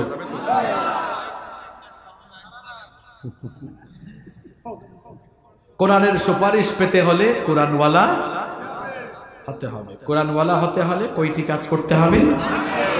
1 নাম্বার, কোরআন বিশুদ্ধ করে পড়া জানতে হবে। 2 নাম্বার, কোরআন বিশুদ্ধ করে শিখে ফেলেছেন, এবার আপনার প্রতি কোরআনের 2 নাম্বার দাবি, 2 নাম্বার হক হলো আপনি বেশি বেশি কোরআন পড়বেন, বেশি বেশি তেলাওয়াত করবেন। কারণ কোরআন যত বেশি তেলাওয়াত করবেন, মনের কালেমা, মনের কলুষতা দূর করে দিবেন কে? যত টেনশন আছে, দুশ্চিন্তা আছে, সব দেখবেন কোরআন পড়লে, তেলাওয়াত করলে চলে যাবে। আর কোরআন যত তিলাওয়াত করবেন, ঈমান আরো বাড়ায় দিবেন কে? এই জন্য রব্বুল আলামিন কোরআনে কারীমে বলেছেন, ইন্নামাল মুমিনুনাল্লাযীনা ইযা যুকিরাল্লাহু ওয়াজিলাত কুলুবুহুম ওয়া ইযা তুলিয়াত আলাইহিম আয়াতুহু যাদাতুহুম ঈমানা ওয়া আলা রাব্বিহিম ইয়াতাওয়াক্কালুন। আল্লাহ তাআলা বলছেন, নিশ্চয়ই মুমিন হলো তারা আল্লাহর কথা বলা হলে দিলটাকে কাঁপিয়ে ফেলে, যারা আল্লাহর কথা স্মরণ হলে হৃদয়ের মধ্যে পৃথিবী হব্বল সৃষ্টি হয়ে যায়, যাদের তারাই হচ্ছে মুমিন। আর তাদের সামনে আল্লাহর কালাম তেলাওয়াত হলে তাদের ঈমান আরো বেড়ে যায়। তাহলে আমাদের ঈমানি চেতনাকে উজ্জীবিত রাখার জন্য বেশি বেশি আমরা কার কিতাব তেলাওয়াত করব? আগে তো ফজরের নামাজের পরে ঘরে ঘরে কোরআনের আওয়াজ শোনা যেত, আর এখন প্রত্যেকের ঘরে ঘরে ফজরের নামাজের পরে ফজরের আজানের সময় শুধু নাক ডাকার সাউন্ড শোনা যায়। কোরআন আর কি পড়বে, কি তেলাওয়াত করবে? কোরআনের সাউন্ডের চাইতে মানুষের ঘুমের আওয়াজ বেশি শোনা যায়। ফজরের নামাজটাও ঠিক মতো পড়ে না, কোথায় কোরআন পড়বে? যে ঘরে কোরআনের তেলাওয়াত যত বেশি, ওই ঘরে আল্লাহর রহমত আর বরকত নাজিল হয় কম না বেশি? ঘরের ভেতর বেশি বেশি কোরআন পড়বেন। কিছু মানুষ আছে ঘরের ভিতরে কোরআন না পড়ে তাবিজ লটকায় রাখে। এই ধরনের এক কারবারিকে আমি একদিন পাইলাম, মাহফিলে গেলাম, যে বাড়িতে বসাইলো দেখলাম উপরের মধ্যে তাবিজ লটকানো। কইলাম, ভাই জিনিসটা কি? কয়, হুজুর এটা তাবিজ লটকায় রাখছে, কোরআনের কিছু আয়াত লিখে লটকায় রেখেছি। বললাম, কেন রেখেছেন? কয়, হুজুর ঘরের ভেতরে যেন শয়তান বা জিন্নুত আসতে না পারে। আমি বললাম, ভাই ঘরের ভেতরে কি কোরআনের তেলাওয়াত হয় নাকি? কয়, হুজুর চেষ্টা করি। কি করে? আমি বললাম, ভাই আমি আপনাকে নবীজির হাদিস শুনিয়ে যাই। নবীজি বলেছেন, যেই ঘরে সূরা বাকারা তেলাওয়াত হয়, শয়তান জিনভূত সব ওই ঘর থেকে পালিয়ে যায়। এখন আমরা ঘরে ঘরে কোরআন তেলাওয়াত করি না, এই জন্য কোরআনের তেলাওয়াত আমরা বাড়াবো না কমাবো? যখন মন খারাপ থাকে যুবকরা কানের ভেতর হেডফোন লাগায় গান শুনে, আমি বলবো না। যখন মন খারাপ হয় ইউটিউবে ঢুকে কোরআনের তেলাওয়াত শোনো, দেখবেন হৃদয়ের মধ্যে শিহরণ সৃষ্টি হবে, কলিজাটা ঠান্ডা হয়ে যাবে, কলিজাটা শীতল হয়ে যাবে। ঈমান বাড়ায় দিবেন কে? এখন তো প্রত্যেকেই ফোনের ভেতরে প্লে স্টোরে গিয়ে কোরআনের অ্যাপস ডাউনলোড করার সুযোগ আছে না নাই? বাসে বসে আছেন, যশোর থেকে ঢাকা যাচ্ছেন, যে কোনো সফরে আছেন, একা একা বসে আছেন, অ্যাপস খুলে তেলাওয়াত শুরু করে প্রত্যেক দিন যদি এভাবেই আপনি কোরআন পড়ে পড়ে সময় কাটান, কিয়ামতের দিন তো জান্নাতে যাওয়ার জন্য আমল বেশি দরকার না কম দরকার? এখন কোরআন তেলাওয়াত করলে নেকি হয় না গুনাহ হয়? প্রত্যেক হরফে হরফে কত নেকি! সুবহানাল্লাহ। দেখেন, আপনি শুধু তেলাওয়াত শুরু করবেন, আলিফ লাম মিম, ছোট্ট করে একটা টান দিয়ে পড়লেন, এখানে হরফ আছে 3টা, 3 দশে 30টা নেকি আল্লাহ দিয়ে দিবে। এভাবে কোরআন যত পড়বেন নেকি তত কম না বেশি? তাহলে সবাই কোরআন পড়বেন তো? তাহলে কোরআনের সাফায়াত পেতে হলে কোরআনওয়ালা হতে হবে। কোরআনওয়ালা হতে হলে 8টা কাজ করতে হবে। 2 নাম্বার কাজ হলো বেশি বেশি কোরআন পড়া এবং কোরআন শোনা। পারবেন তো ইনশাআল্লাহ? 3 নাম্বার, কোরআন আপনি শিখাবেন। প্রথমে তো শিখলেন, পড়লেন, এখন 3 নাম্বার কোরআন কারে শিখাবেন? যে পারে না তারে পড়ে যায়। আগে আপনার আশেপাশে কে থাকে? পরিবার, নিজের পরিবার। আপনি আপনার বিবিকে, আপনার বউকে, বাচ্চাদেরকে কোরআন শেখান। একজন আমাকে ওই দিন বলে, হুজুর দোয়া করবেন, এই যে আমার 2 ছেলে, একজন এ লেভেলে আরেকজন ও লেভেলে। আমি বললাম মাশাআল্লাহ। কয় হুজুর জানেন এরা খুব সুন্দর ইংরেজিতে কথা বলতে পারে। আমি বললাম তাই? খুব ভালো। কয় হুজুর আপনার সাথে চমৎকার করে তারা ইংরেজিতে কথা বলতে পারবে। আমি বললাম দ্যাটস ফাইন। আপনার ছেলেরা ও লেভেলে এ লেভেলে পড়ছে, ভালো ইংরেজি জানে, কথা বলতে পারে। আপনার কাছে প্রশ্ন, আপনার ছেলেরা কি কোরআন পড়তে পারে? কয় না হুজুর এখনো শেখাই নাই, তবে চেষ্টা করব। আছে না নাই? এরাই কষ্ট করে ছেলে মেয়েদেরকে কোরআন না শিখাইয়া ও লেভেলে এ লেভেলে পড়ায়, ডাক্তার ইঞ্জিনিয়ার বানায়। শেষ পর্যন্ত ইঞ্জিনিয়ার হইয়া যেখানে রড দরকার রড না দিয়া বাঁশ দিয়া দেয়। ডাক্তার হয়ে মানবতার ডাক্তার হয় না, কসাই আর অমানবিক ডাক্তার হয়ে যায়। পড়াশোনার সিস্টেমিক ওয়ে থাকা দরকার। আপনার বাচ্চাকে ব্যারিস্টার বানান, লয়ার বানান, ইঞ্জিনিয়ার বানান, ডাক্তার বানান, কোনো আপত্তি নাই। তবে সব শিক্ষা দীক্ষার আগে সবার আগে তাকে কোরআন শিখাইতে হবে, দিন শেখাতে হবে। এরপরে তার যেটা মন চায় সেটা বানান, তাহলে দেখবেন তার নৈতিক পদস্খলন আর ঘটবে না। আপনার বাচ্চাকে ও আ ক খ ABCD শেখাবেন পরে, আলিফ বা তা থা শেখাবেন সবার। টিচ ইউর চিলড্রেন দ্য হলি বুক কোরআন।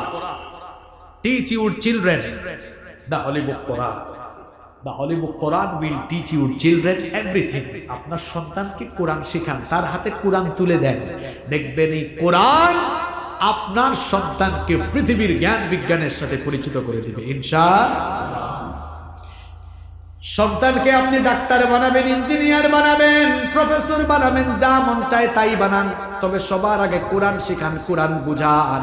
কোরআন শিখে, কোরআন বুঝে, এরপরে সে যদি জীবনে মেনে চলে, মা বাবা হিসাবে কিয়ামতের দিন আপনাদেরকে পুরস্কার দিবেন কে? আল্লাহর নবী বলেছেন, মান করা আল কোরআন ওয়া আমিলা বিমা ফি উলবিসা ওয়ালিদাহু তাজান ইয়াউমাল কিয়ামাহ। আল্লাহর নবী বলেছেন, যেই ব্যক্তি কোরআন পড়ে, কোরআন বুঝে, কোরআন অনুযায়ী আমল করবে, কিয়ামতের দিন ওই লোকটার মা বাবার মাথার মধ্যে আল্লাহ নূরের মুকুট পরিধান করাবে। আপনার ছেলে মেয়ে ভালো রেজাল্ট করলে আপনার কি ভালো লাগে? আচ্ছা বলেন তো, আপনার ছেলে যশোরে স্ট্যান্ড করলো, এরপরে আপনাকে একটা সংবর্ধনা অনুষ্ঠানে ডেকে নিয়ে সবার সামনে ক্রেস্ট দেওয়া হলো, আপনার ভালো লাগবে না খারাপ লাগবে? আপনার সন্তানকে আপনি কোরআন হাদিস দিন শেখানোর কারণে কিয়ামতের দিন হাজার হাজার কোটি কোটি মানুষের সামনে আল্লাহ যদি আপনারে ডেকে সবার সামনে মাথায় নূরের তাজ পরায় দেন, মর্যাদা বাড়বে না কমবে? মর্যাদা বাড়বে না কমবে?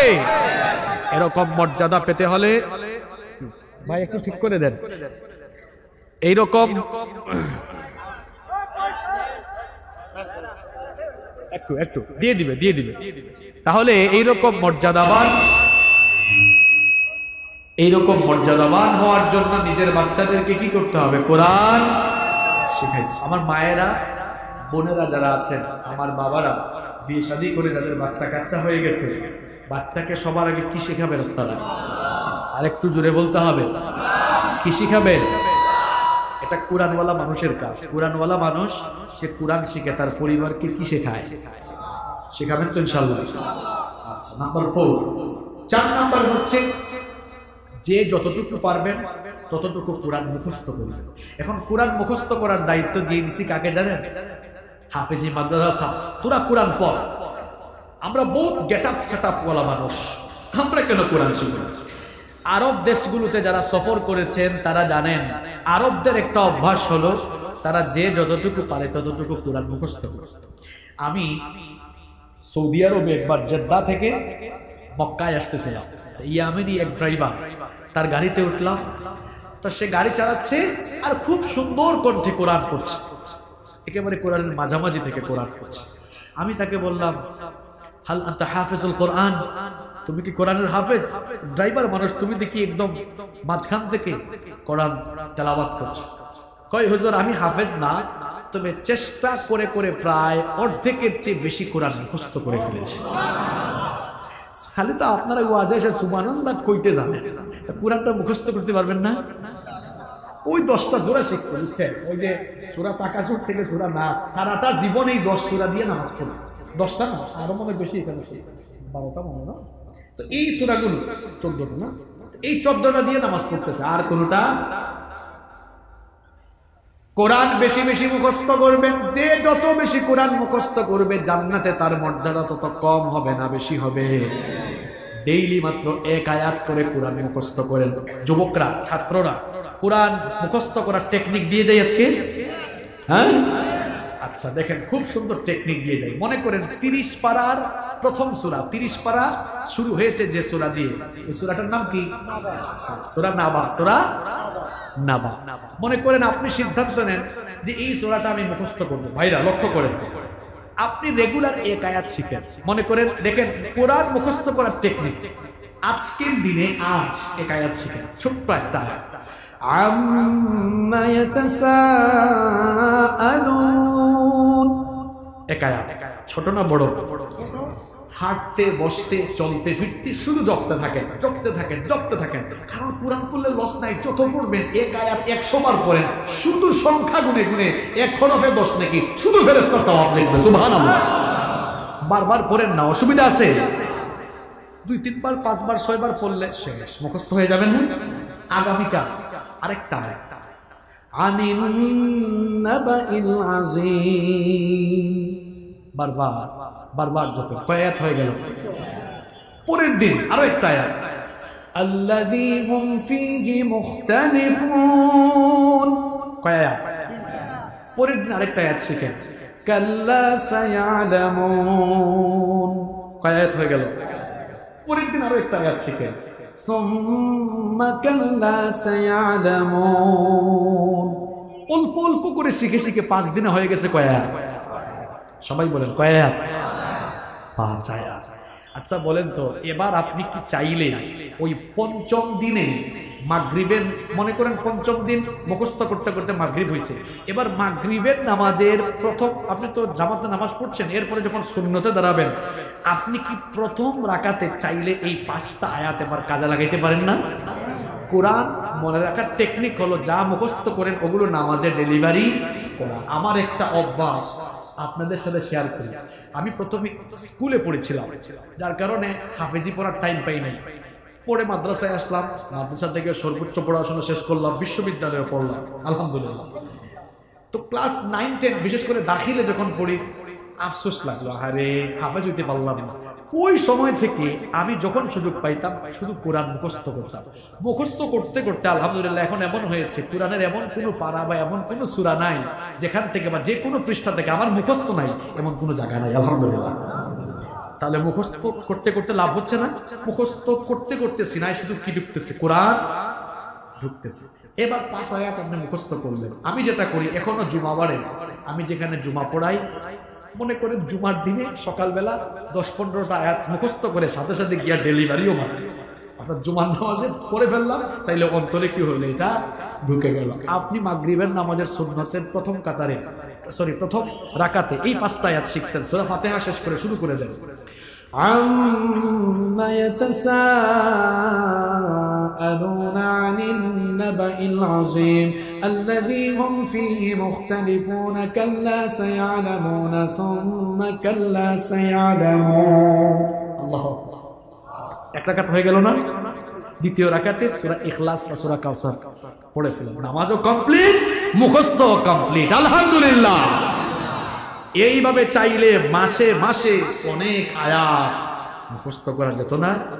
এটা তো তাদের দুর্বল স্মৃতিশক্তি, এদের ব্যাপারে বলছি। ছোট ছোট এক আয়াত, অনেকে রাগ করছে, কই হুজুর আমাদের কি স্মরণ শক্তি এত কম? তো আপনারা তো ছোট ছোট আয়াত দেই 2-3টা 4-5টা মুখস্থ করতে পারেন। চিন্তা করেন তো ভাইরা, এভাবে সময়গুলো কাজে লাগালে আমরা এই বয়সে কত আয়াত মুখস্থ করতে পারতাম কিনা? জোরে বলেন, পারতাম কিনা? আমার বাবারা ভাইয়েরা এরকম চেষ্টা করবেন তো ইনশাআল্লাহ। ফজিলতপূর্ণ সূরাগুলো মুখস্থ করেন, সূরা ইয়াসিন, সূরা রহমান, সূরা ওয়াকিআ, বিশেষ বিশেষ ফজিলতের সূরা আছে না, যেমন সূরা মুলক। নবীজির আমল ছিল রাতের বেলা ঘুমানোর আগে নবীজি সূরা মুলক তেলাওয়াত না করে ঘুমাইতেন না, কারণ নবীজি বলেছেন রাতে ঘুমানোর আগে সূরা মুলক তেলাওয়াত করে যারা ঘুমাতে যায় ওই লোকটা মারা গেলে তাকে কবরের দাবি পূরণ করতে হবে। কোরআনের 4 নম্বর দাবি যথাসাধ্য কোরআন মুখস্থ করবেন তো ইনশাআল্লাহ? করবেন? কয়টা বললাম দেখি আপনাদের মুখস্থ আছে কিনা। 1 নম্বর কোরআন বিশুদ্ধ করে শেখা। 2 নম্বর বেশি বেশি কোরআন তিলাওয়াত করা এবং শোনা। 3 নম্বর কোরআন শেখানো, বলেন কোরআন শেখানো। 4 নম্বর কোরআন যথাসাধ্য কি করা, ওয়াজ এখানে মুখস্থ করে দেওয়া হবে। লক্ষ লক্ষ টাকা খরচ করে আয়োজন হয়েছে তামসা করার জন্য, শিখে যা। কয়টা বলছি? বাকি 4টা শর্ট করে বলে ফেলবো, কষ্ট হবে না তো? 5 নাম্বার কোরআন বুঝা, কোরআন বুঝার জানার চেষ্টা করেন। কারণ তুতা পাখির মতো শুধু কোরআন পড়বেন তাহলে কোরআনের হক যথাযথভাবে আদায় হবে। রব্বুল আলামিন এই জন্য বলেছেন কিতাবুন আনজালনাহু ইলাইকা মুবারাকুন লিয়াদাব্বারু আয়াতিহি ওয়া লিয়াতাযাক্কারা উলুল আলবাব। আল্লাহ তাআলা বলেছেন নবী আপনার উপরে এই বরকতময় কিতাব নাজিল করেছি যেন এরা মানে কারা? আমরা মানুষ, আমরা যেন কোরআনটা বুঝি, কারণ কোরআন বুঝলেই হেদায়েত দিয়ে দিবেন কে? আল্লাহ তাআলা বলছেন আফালা ইয়াতাদাব্বারুনাল কুরআন আম আলা কুলুবিন আকফালুহা। কি হয়েছে তোমাদের? কি হলো তোমাদের? এখনো কেন তোমরা কোরআন বুঝার চেষ্টা করছো না? তাহলে কি তোমাদের অন্তর তালাবদ্ধ হয়ে গিয়েছে? কথাটা আমার না, আল্লাহ। দেখেছেন আল্লাহ যেন আদর করে আমাদেরকে হালকা একটু ধমক দিয়ে বলতে চাই, কি হলো তোমাদের? কি হয়েছে তোমাদের? কেন তোমরা কোরআন বুঝার চেষ্টা করো না? তোমাদের অন্তর কি তালাবদ্ধ? আল্লাহ বলেছেন অন্তরের তালা খুলো বান্দা, কোরআন বুঝে পড়ার চেষ্টা করো। দেখেন প্রিয় ভাইয়েরা, এই যে তাকান আমার হাতে কোরআন, এটা প্রিন্টেড কোরআন, তাই না? প্রিন্ট করা না, এটা ছাপা কোরআন। এটা হচ্ছে প্রিন্টেড ছাপা কোরআন। আর আমার নবী যার উপর কোরআন নাজিল হয়েছে তিনি ছিলেন প্র্যাকটিক্যাল কোরআন। সুবহানাল্লাহ। অর্থাৎ কোরআনে যা আছে আমার নবীর জীবনেও তা। আম্মা জান আয়েশা রাদিয়াল্লাহু আনহাকে সাহাবায়ে কেরাম জিজ্ঞেস করলেন, আম্মা জান আমাদেরকে বলেন কাইফা কানা খুলুকুন নবী, পড়েন সাল্লাল্লাহু আলাইহি ওয়াসাল্লাম।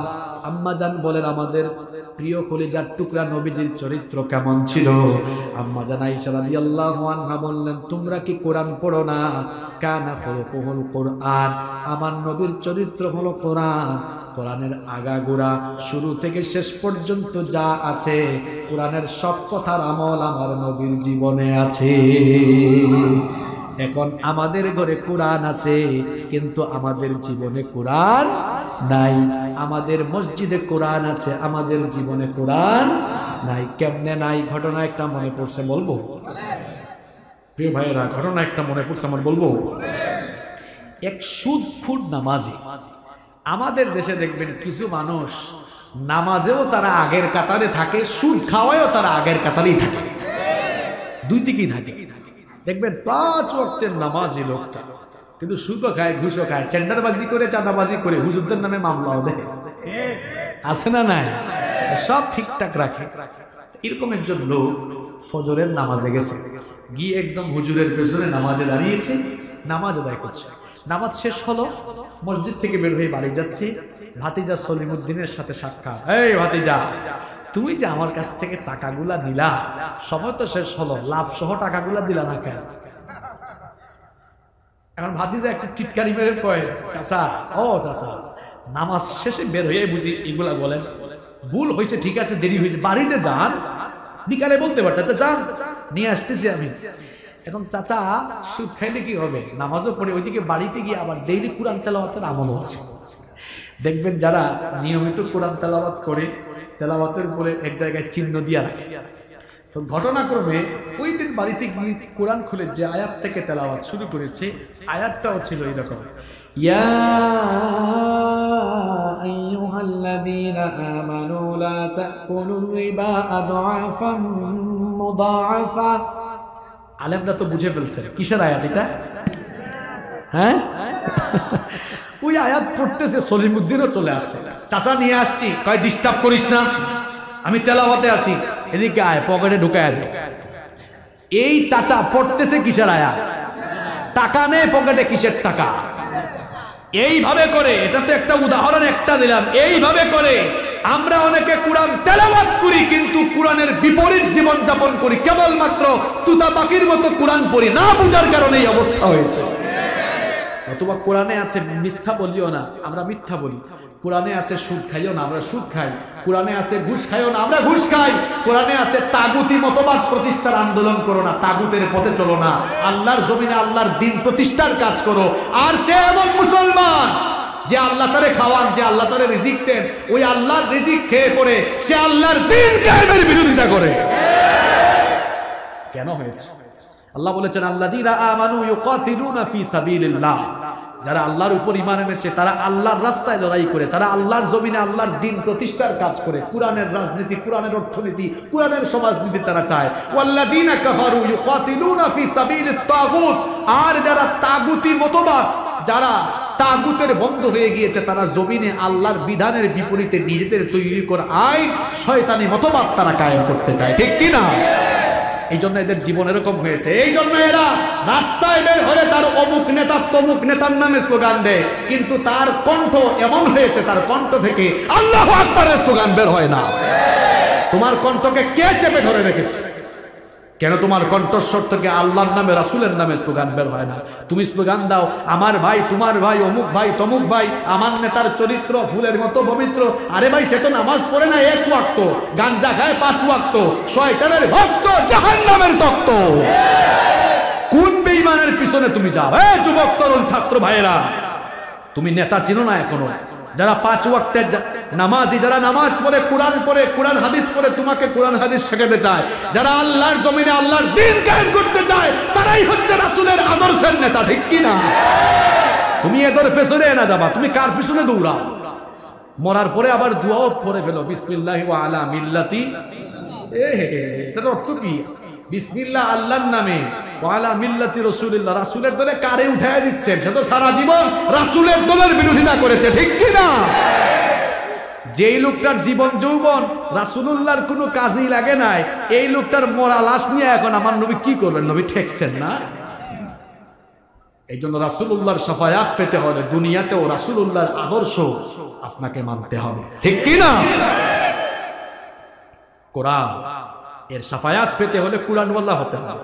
কোরআনওয়ালা হতে হলে কোরআনের দাবি পূরণ করতে হবে। আর 5 নাম্বার দাবির কথা বলছিলাম, কোরআন বুঝে বুঝে পড়তে হবে। কি করছেন আপনারা? 6236টা আয়াত ক্যালকুলেটর নিয়ে বসেন। এখন তো বাংলায় অনুবাদ করা অনেক তাফসিরের কিতাব বাজারে নাই, ইসলামিক ফাউন্ডেশন থেকেই তো বের হয়েছে। তাফসির ইবনে কাসির, তারপরে আছে মারিফুল কোরআন, জিলালুল কোরআন, তাফসিরে জালালাইন, তাফহিমুল কোরআন, কত কিতাব আছে। হাজার হাজার লক্ষ লক্ষ টাকার ফার্নিচার ঘরে কিনতে পারেন, 2, 4, 5, 10 হাজার টাকার কোরআন হাদিস কিনে বুঝি ঘরে রাখতে পারেন না। কয় হুজুর যদি জঙ্গিবাদের মামলায় ফাঁসায় দেয়? কোরআন কি জঙ্গিবাদের কিতাব? কোরআন খুলে ভালো করে পড়ো। জঙ্গিবাদের সাথে ইসলামের কোনো সম্পর্ক নাই, বরং কোরআন ইসলামের সাথে জঙ্গিবাদের শিকড়কে একদম গুড়ায় কেটে ফেলার জন্য। ঘরে ঘরে যদি কোরআন তেলাওয়াত বাড়ে, কোরআনের আমল বাড়ে, দেশ থেকে সন্ত্রাস জঙ্গিবাদ দিন দিন কমতে কমতে নির্মূল হয়ে যাবে। আগে কেউ কেউ বলতো মাদ্রাসা জঙ্গি তৈরির কারখানা, হলি আর্টিজন, তারপর বিভিন্ন জায়গায় যে ঘটনা ঘটছে, ঘটার পরে দেখা গেছে মাদ্রাসার ছাত্ররা এগুলোর সাথে জড়িত। কারণ কোরআন হাদিস পড়ে যে জঙ্গিবাদ থেকে মুক্ত হয়ে যায় সে, ঠিক কিনা? কোরআন সুন্নাহ ইসলাম শান্তির পক্ষে, শৃঙ্খলার পক্ষে। এজন্য আমরা যারা কোরআন সুন্নাহ মেনে চলি, কোরআন সুন্নাহর অনুসরণ করি, আমরা বিশৃঙ্খলায় বিশ্বাসী নই, আমরা শৃঙ্খলায় বিশ্বাসী, ঠিক কিনা? প্রমাণ দিয়ে দেখেন, এটা কোরআনের মাহফিল না হইয়া এখানে যদি রাজনৈতিক সভা, ওই বাদাম খাওয়া, এইটা সেইটা, চেয়ার নিয়ে মারামারি, চেয়ার ভাঙা ভাঙি পত্র পত্রিকা আছে না নাই? কোরআনের মাহফিলে হাজার হাজার লক্ষ লক্ষ মানুষ হয় মাহফিলে, দেখা যায় কোনো ঠেলাঠেলি, গুতাগুতি, অপ্রীতিকর ঘটনা নাই, কোনো পুলিশ লাগে না। সামান্য ছোট ছোট রাজনৈতিক সভা সমাবেশে পুলিশ আর পুলিশ থাকে এদেরকে ঠিক রাখার জন্য। আর মাহফিলগুলোতে কোনো পুলিশ লাগে? কিছুই লাগে না। লক্ষ লক্ষ মানুষ হয়, যার যার মতো আসে, সবাই চুপচাপ। এক হুজুর কথা বলে, লক্ষ লক্ষ মানুষ চুপচাপ থেকে শুনে। সুবহানাল্লাহ। এটা কোরআনের পরিবেশ। কিসের পরিবেশ? যদি প্যান্ডেলের নিচে কোরআনের কথায় এই রকম পরিবেশ সৃষ্টি হয়ে যায়, যদি সংসদের ভেতরেও কোরআন চলে যায়, গোটা সমাজ ব্যবস্থা যে অশান্ত হয়েছে সবাই শান্ত হয়ে যাবে ইনশাআল্লাহ। কোরআন ছাড়া সমাধান পাওয়া যাবে? সমাধান চাও যদি জীবনে মরণে, ফিরে যাও খুঁজে নাও, চোখ রাখো কোরআনে, তবেই পাবে সুখ শান্তির ঠিকানা, তবেই পাবে সুখ শান্তির ঠিকানা, যদি মেনে নাও তুমি মনে প্রাণে সমাধান। সমাধান চাও যদি জীবনে মরণে, ফিরে যাও খুঁজে নাও, চোখ রাখো কোরআনে। If you want a solution in here and hereafter, go back, have a look on the Holy Quran. Allahu Akbar. কোরআন ছাড়া শান্তি আর সমাধানের দিশাও আপনি খুঁজে পাবেন। আল্লাহ তাআলা আমাদেরকে কোরআনের পথে পরিচালিত করেন। নাম্বার 6, এই তো শেষ হয়ে যাচ্ছে। আমাদের প্রতি কোরআনের 6 নাম্বার দাবি হলো, 6 নাম্বার দাবি হলো কোরআন অনুযায়ী আমল করা। আগেরটা বলছিলাম কোরআন বুঝা, 6 নাম্বার কোরআন অনুযায়ী কি করা? কারণ কোরআন দিয়ে আমল করলে পুরস্কার দিবেন কে? এটা আমার কথা নয়, নবীজি বলেছেন, মান ক্বালা বিহি সাদাকা, কোরআন থেকে যারা কথা বলে তারা সত্য কথা বলে। ওয়া মান আমিলা বিহি উজিরা, আর কোরআন অনুযায়ী যারা আমল করে পুরস্কার দিবেন কে? সবাই বলেন, পুরস্কার দিবেন কে? কোরআন অনুযায়ী যখন আমল করবেন তখন শিরক মুক্ত, বেদাত মুক্ত আমল আপনি করতে পারবেন। আর কোরআন ছাড়া, হাদিস ছাড়া আমল শুরু করবেন, দেখবেন আমলের ভেতরে অনেক ঝামেলা ঢুকে যাওয়ার সম্ভাবনা আছে। এজন্য কোরআন সুন্নাহ যেখানে আমরা আছি সেখানে। এই হাসিবুর রহমান যদি কোরআন সুন্নাহর বাইরে কথা বলে, হাসিবুর রহমানের কথাকে ডাস্টবিনে ছুঁড়ে মারবে। আর কোরআন সুন্নাহ দিয়ে বললে গ্রহণ করবো। হাসিবুর রহমান কেন? যে কেউ কোরআন সুন্নাহ দিয়ে কথা বলে তার কথা মেনে নিব। আর কোরআন সুন্নাহর বাইরে যে যাই বলুক, এটা চলতে পারে? চলতে পারে। যদি আমার বাপ দাদার কোনো নীতি বা বাপ দাদার করে যাওয়া কোনো কাজ দেখা যায় কোরআন সুন্নাহর বাইরে, তাহলে আমার বাপ দাদার করে যাওয়া ওই কাজকে আমি তখন করব? বরং আমার বাপ দাদার করে যাওয়া কাজকে আমি তখন পায়ের নিচে রেখে দিয়ে কোরআন সুন্নাহকে আমি হৃদয় দিয়ে গ্রহণ করে নিব, ঠিক কি না? কোরআন সুন্নাহ যেখানে আমরা আছি। নাম্বার 7, আমাদের প্রতি কোরআনের 7 নাম্বার দাবি হলো মানুষকে কোরআনের দাওয়াত দেওয়া। কি সুন্দর সিরিয়ালি বলে যাচ্ছে দেখছেন। প্রথমে কোরআনটা শিখলেন, পড়লেন, মানুষকে শিখাইলেন, মুখস্থ করলেন, বুঝলেন, আমল করলেন। দেখেন ইসলামটা কেমন, সুবহানাল্লাহ। একা একা জান্নাতে যাওয়ার সুযোগ। এবার মানুষকে কোরআনের দাওয়াত দেন, মানুষকে কোরআনের দাওয়াত দেন। আল্লাহ তাআলা বলেছেন ওয়াল তাকুম মিনকুম উম্মাতুন ইয়াদউনা ইলাল খায়রি ওয়া ইয়ামুরুনা বিল মারুফি ওয়া ইয়ানহাউনা আনিল মুনকার ওয়া উলাইকা হুমুল মুফলিহুন। আল্লাহ তাআলা বলছেন তোমাদের মধ্যে তো এমন কিছু লোক থাকা উচিত যারা মানুষদেরকে কল্যাণের দিকে আহ্বান করবে, যারা মানুষকে কোরআন দিয়ে সৎ কাজের দিকে ডেকে সৎ কাজের আদেশ দিবে, আর মানুষদেরকে অন্যায় আর অসৎ কাজ থেকে বারণ করবে। এই কাজ করা কোরআনওয়ালা লোকদের জন্য নফল না ফরজ? এই কাজ যদি আপনি না করেন শাস্তি দিবেন কে? একা একা তসবিহ টিপে টিপে কোরআন পড়ে পড়ে আমল করে জান্নাতে যাবেন? No, never ever. এটা সম্ভব না। আপনাকে মানুষকে কোরআনের দিকে ডেকে আনতে, দাওয়াত দেওয়া আপনার কাজ, হেদায়েত দেওয়া আপনার কাজ। হেদায়েতের মালিক কে? আপনি চেষ্টা করে যাবেন, আপনি আপনার কাজ চেষ্টা করুন। হেদায়েত দেওয়ার মালিক কে? আপনি যদি মানুষকে কোরআনের দিকে দাওয়াত না দেন, ঘটনা তো অনেক কিছু বলা যাবে, সময় অনেক হয়ে গিয়েছে, কষ্ট দিব না। একটা ছোট্ট হাদিস আমার মনে পড়েছে, বুখারী শরীফের হাদিস, তো কান লাগান ভাইয়া। আল্লাহর নবী বলেছেন যারা মানুষকে সৎ কাজের আদেশ দেয় না, অসৎ কাজ থেকে বারণ করে না, এদের উদাহরণ হলো 2 তলা বিশিষ্ট জাহাজের যাত্রীর মতো। কয় তলা? উপরের তলায়ও যাত্রী আছে, নিচের তলায়ও যাত্রী আছে। এখন জাহাজের মধ্যে পানির ফিল্টার, পানি যে আমরা পান করি, পানির ফিল্টার আছে না? পানির ফিল্টার উপরের তলায় আছে, নিচের তলায় নাই। এই নিচের তলার লোকরা পানি আনার জন্য কোথায় যায়? উপরের তলায় যায়। তো উপরের তলার কয়েকজন বিরক্ত হয়ে বলতে চাই, তোরা যে বারবার নিচের তলা থেকে উপরের তলায় আসিস, তো কম কম আসতে পারিস না? নিচের তলার একজন সে বলল, আমরা পানি আনতে হলে তোমাদের যদি এতই জ্বালা পোড়া ধরে, সবাই আসলেও আমি আর আসবো না। এখন থেকে আমার পানি লাগলে আমি জাহাজ ছিদ্র করে পানি তোলা শুরু করব।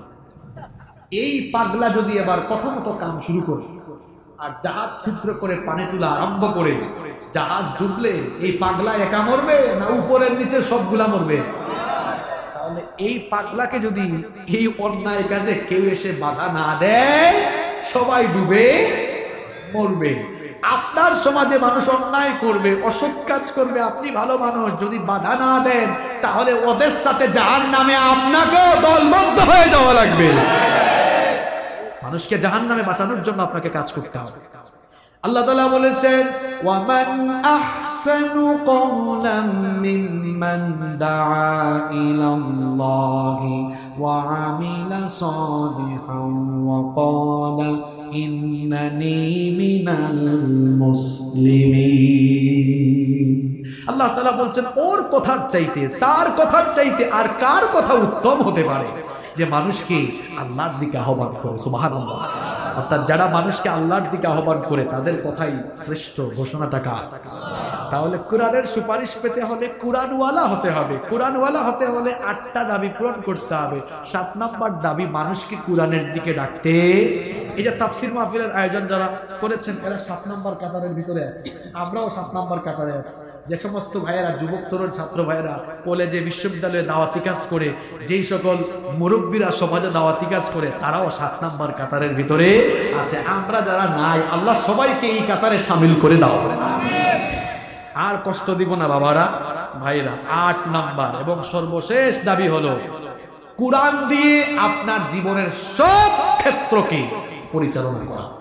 আপনার ব্যক্তি জীবন, পরিবার, সমাজ, রাষ্ট্র সব চলবে কোরআন দিয়ে। আপনার মসজিদে কোরআন আছে কিন্তু আপনার সমাজ পরিচালনায় কোরআন নাই, তার মানে কোরআনের দাবি আপনি পূরণ করতে পারেন। ও নামাজি, কোরআন দিয়ে কোরআন দিয়ে নামাজ পড়ো, সমাজ কেন গড়ো না? হে নামাজি, কোরআন দিয়ে নামাজ পড়ো, সমাজ কেন গড়ো না? আছে না নাই? খুব বেশি কথা বলা লাগবে না, ছোট্ট একটা কথা শুনুন। আমার নবী ওফাতের আগ পর্যন্ত মসজিদে নববীতে ইমামতি করেছেন। নামাজের ভেতরে কোন কিতাব তেলাওয়াত করেছেন? জোরে বলতে হবে, কোন কিতাব? এই নামাজের বাইরে মদিনা রাষ্ট্র চালিয়েছেন আবার কোন কিতাব দিয়ে? কি বুঝলেন?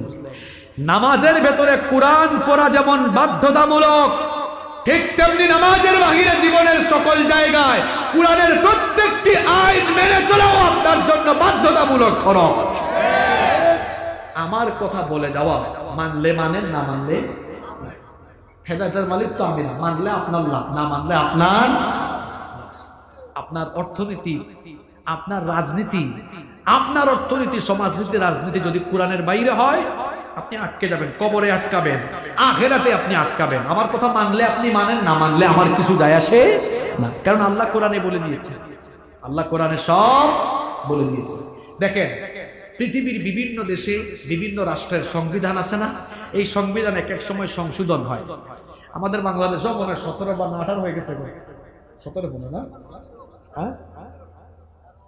18 মনে হয়, তাই না? যাই হোক, আল্লাহু আলাম, 17 বা 18 হয়। কোরআন 1500 বছর আগে না, বাংলাদেশে 1971 সালে জন্ম হয়েছে, 71 সালে স্বাধীনতা লাভ করেছি আমরা। 50 বছরে 17 বার আমরা আগাগুড়া লাগাই আর ভাবি, লাগাই আর। কোরআন 1500 বছর আগে নাজিল হয়েছে, 1500 বছর। কয়েকদিন পর পর, কয়েক মাস বা কয়েক বছর পর পর আল্লাহ কি বলেন, শোনো এখন তো আধুনিক যুগ আসছে, এই আয়াতগুলা বাদ দাও, আরো কিছু ঢুকাও, এটা বাদ দাও, এটা করো, এটা ফালায় দাও, আর একটা অ্যাড করো। এরকম হয় না, না না না, এরকম হয় নাই। কিয়ামত পর্যন্ত হবেও। মানুষের জন্য কিয়ামত পর্যন্ত যা দরকার সব আল্লাহ কোরআনে ঢুকায় দিয়েছেন, ঠিক কি না? কোন তন্ত্র মন্ত্রের তালাশ করছেন আপনি? কোরআন আপনার জীবনের মূল মন্ত্র। কোন তন্ত্র মন্ত্রের তালাশ করছেন? কোরআন তো আপনার জীবন পরিচালনার মূল মন্ত্র। এজন্য আমি বলছি, ফিরে আসুন কোরআনের দিকে। এসো কোরআনের ছায়া তলে সমবেত হই, এসো আল্লাহ রাসূলের অনুগত হই, এসো কোরআনের ছায়া তলে সমবেত হই। আল্লাহ কবুল করেন। তাহলে কোরআনের সুপারিশ পেতে হবে কয়টা কাজ করতে হবে? সবাই জুড়ে বলতে হবে, কয়টা? 8টা। কোরআন বলা লোক হতে হবে, 8টা দাবি পূরণ করতে হবে। এবার দেখি কারা কারা মুখস্থ করেছেন। আমি আঙ্গুল তুলবো, আপনারা বলবেন। হ্যাঁ, সহি শুদ্ধ বিশুদ্ধ করে কোরআন পড়। 2 নাম্বার, বেশি বেশি তেলাওয়াত করা এবং শোনা। 3 নাম্বার, একটু সিরিয়াল মিস্টেক করেছেন, অসুবিধা নাই। 3 নাম্বার আমি বলেছিলাম কোরআন শিখানো। 4 নাম্বার বলেছি মুখস্থ করা। 5 নাম্বার কোরআন বুঝে পড়া। 6 নাম্বার কোরআন অনুযায়ী আমল করা। 7 নাম্বার মানুষকে কোরআনের দাওয়াত। 8 নাম্বার, আমি অনেক খুশি হয়েছি, দেখছেন আলোচনার শুরুতে বলছিলাম না, মাইক যা আছে থাক, মাইকের প্রসঙ্গ বাদ দেন, নীরব হয়ে যান, বরকত চলে আসবে। বরকত চলে আসছে না? সবাই একটু আন্তরিকতার সঙ্গে বলেন আলহামদুলিল্লাহ। এই যে আলোচনার শেষে শ্রোতারা যদি ওয়াজ কি হয়েছে এর সারমর্ম বলতে পারে বা পয়েন্টগুলো বলতে পারে, বোঝা গেছে একদম মাহফিল সাকসেসফুল হয়েছে। আর বক্তা নিজে জানে না কি বলে, আগাগুড়া কোনো কিছু বক্তার বক্তৃতার ঠিক নাই। শ্রোতাও কিছুক্ষণ জিমায়, কিছুক্ষণ হুই হুই করে স্লোগান মারে, এরপরে ওয়াজ শেষে বাড়ি গিয়ে কিছু বলতে পারে না। এই মাহফিলের সফলতা বা সার্থকতা নাই। আমরা যত আলোচনা শুনেছি, শোনার মধ্যে যেন সীমাবদ্ধ না থাকে। আল্লাহ যেন আমাদের সবাইকে এগুলো মেনে প্রত্যেকটা মানুষকে কোরআনওয়ালা হওয়ার তৌফিক দান করেন। মাহফিল কমিটির বক্তব্য না থাকলে আমরা সরাসরি মুনাজাতে চলে যাব ইনশাআল্লাহ। আর মাইরেন না আমারে। কোন বক্তব্য আছে আপনাদের?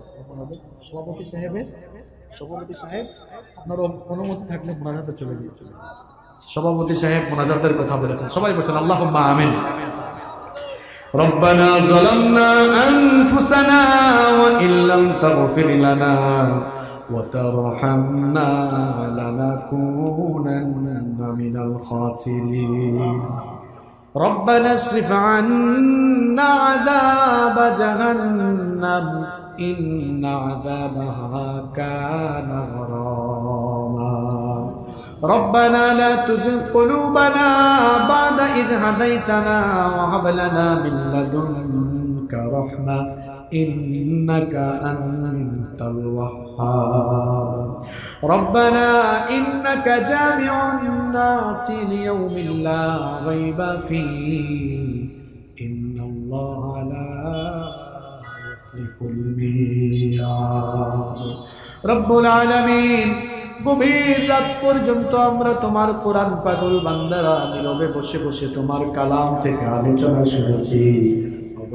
গভীর এই রাতে আমরা তোমার গুনাহগার বান্দারা জীবনের সমস্ত গুনাহগুলোকে সামনে নিয়ে এতিমের মতো গোলামের মতো মাথা নত করে দিয়ে ভিক্ষার দোকানে তোমার কাছে তুলেছি গো আল্লাহ রব্বুল আলামিন আমাদের গুনার দিকে না তাকিয়ে তোমার গফফার নামের খাতিরে আমাদের জীবনের সমস্ত গুনাহগুলোকে তুমি মাফ করে দাও রব্বুল আলামিন অভিশপ্ত শয়তানের ওয়াসওয়াসা থেকে তুমি আমাদেরকে হেফাজত করো আমাদের কলিজার টুকরা মা বাবাকে মাফ করে দাও আমাদের যাদের মা বাবা আমাদেরকে এতিম বানিয়ে কবরে চলে গিয়েছে আমাদের কবরবাসী মা বাবার কবরগুলোকে তুমি জান্নাতুল ফেরদাউস বানিয়ে দাও আমাদের যাদের মা বাবা বেঁচে আছেন নেক হায়াত বাড়িয়ে দাও যতদিন তারা দুনিয়াতে বেঁচে থাকবে তাদের খেদমত করার তৌফিক আমাদেরকে দান করে দাও আল্লাহুম্মা গফিরলি ওয়া লিওয়ালিদাইয়া ওয়া কুর রাব্বিরহামহুমা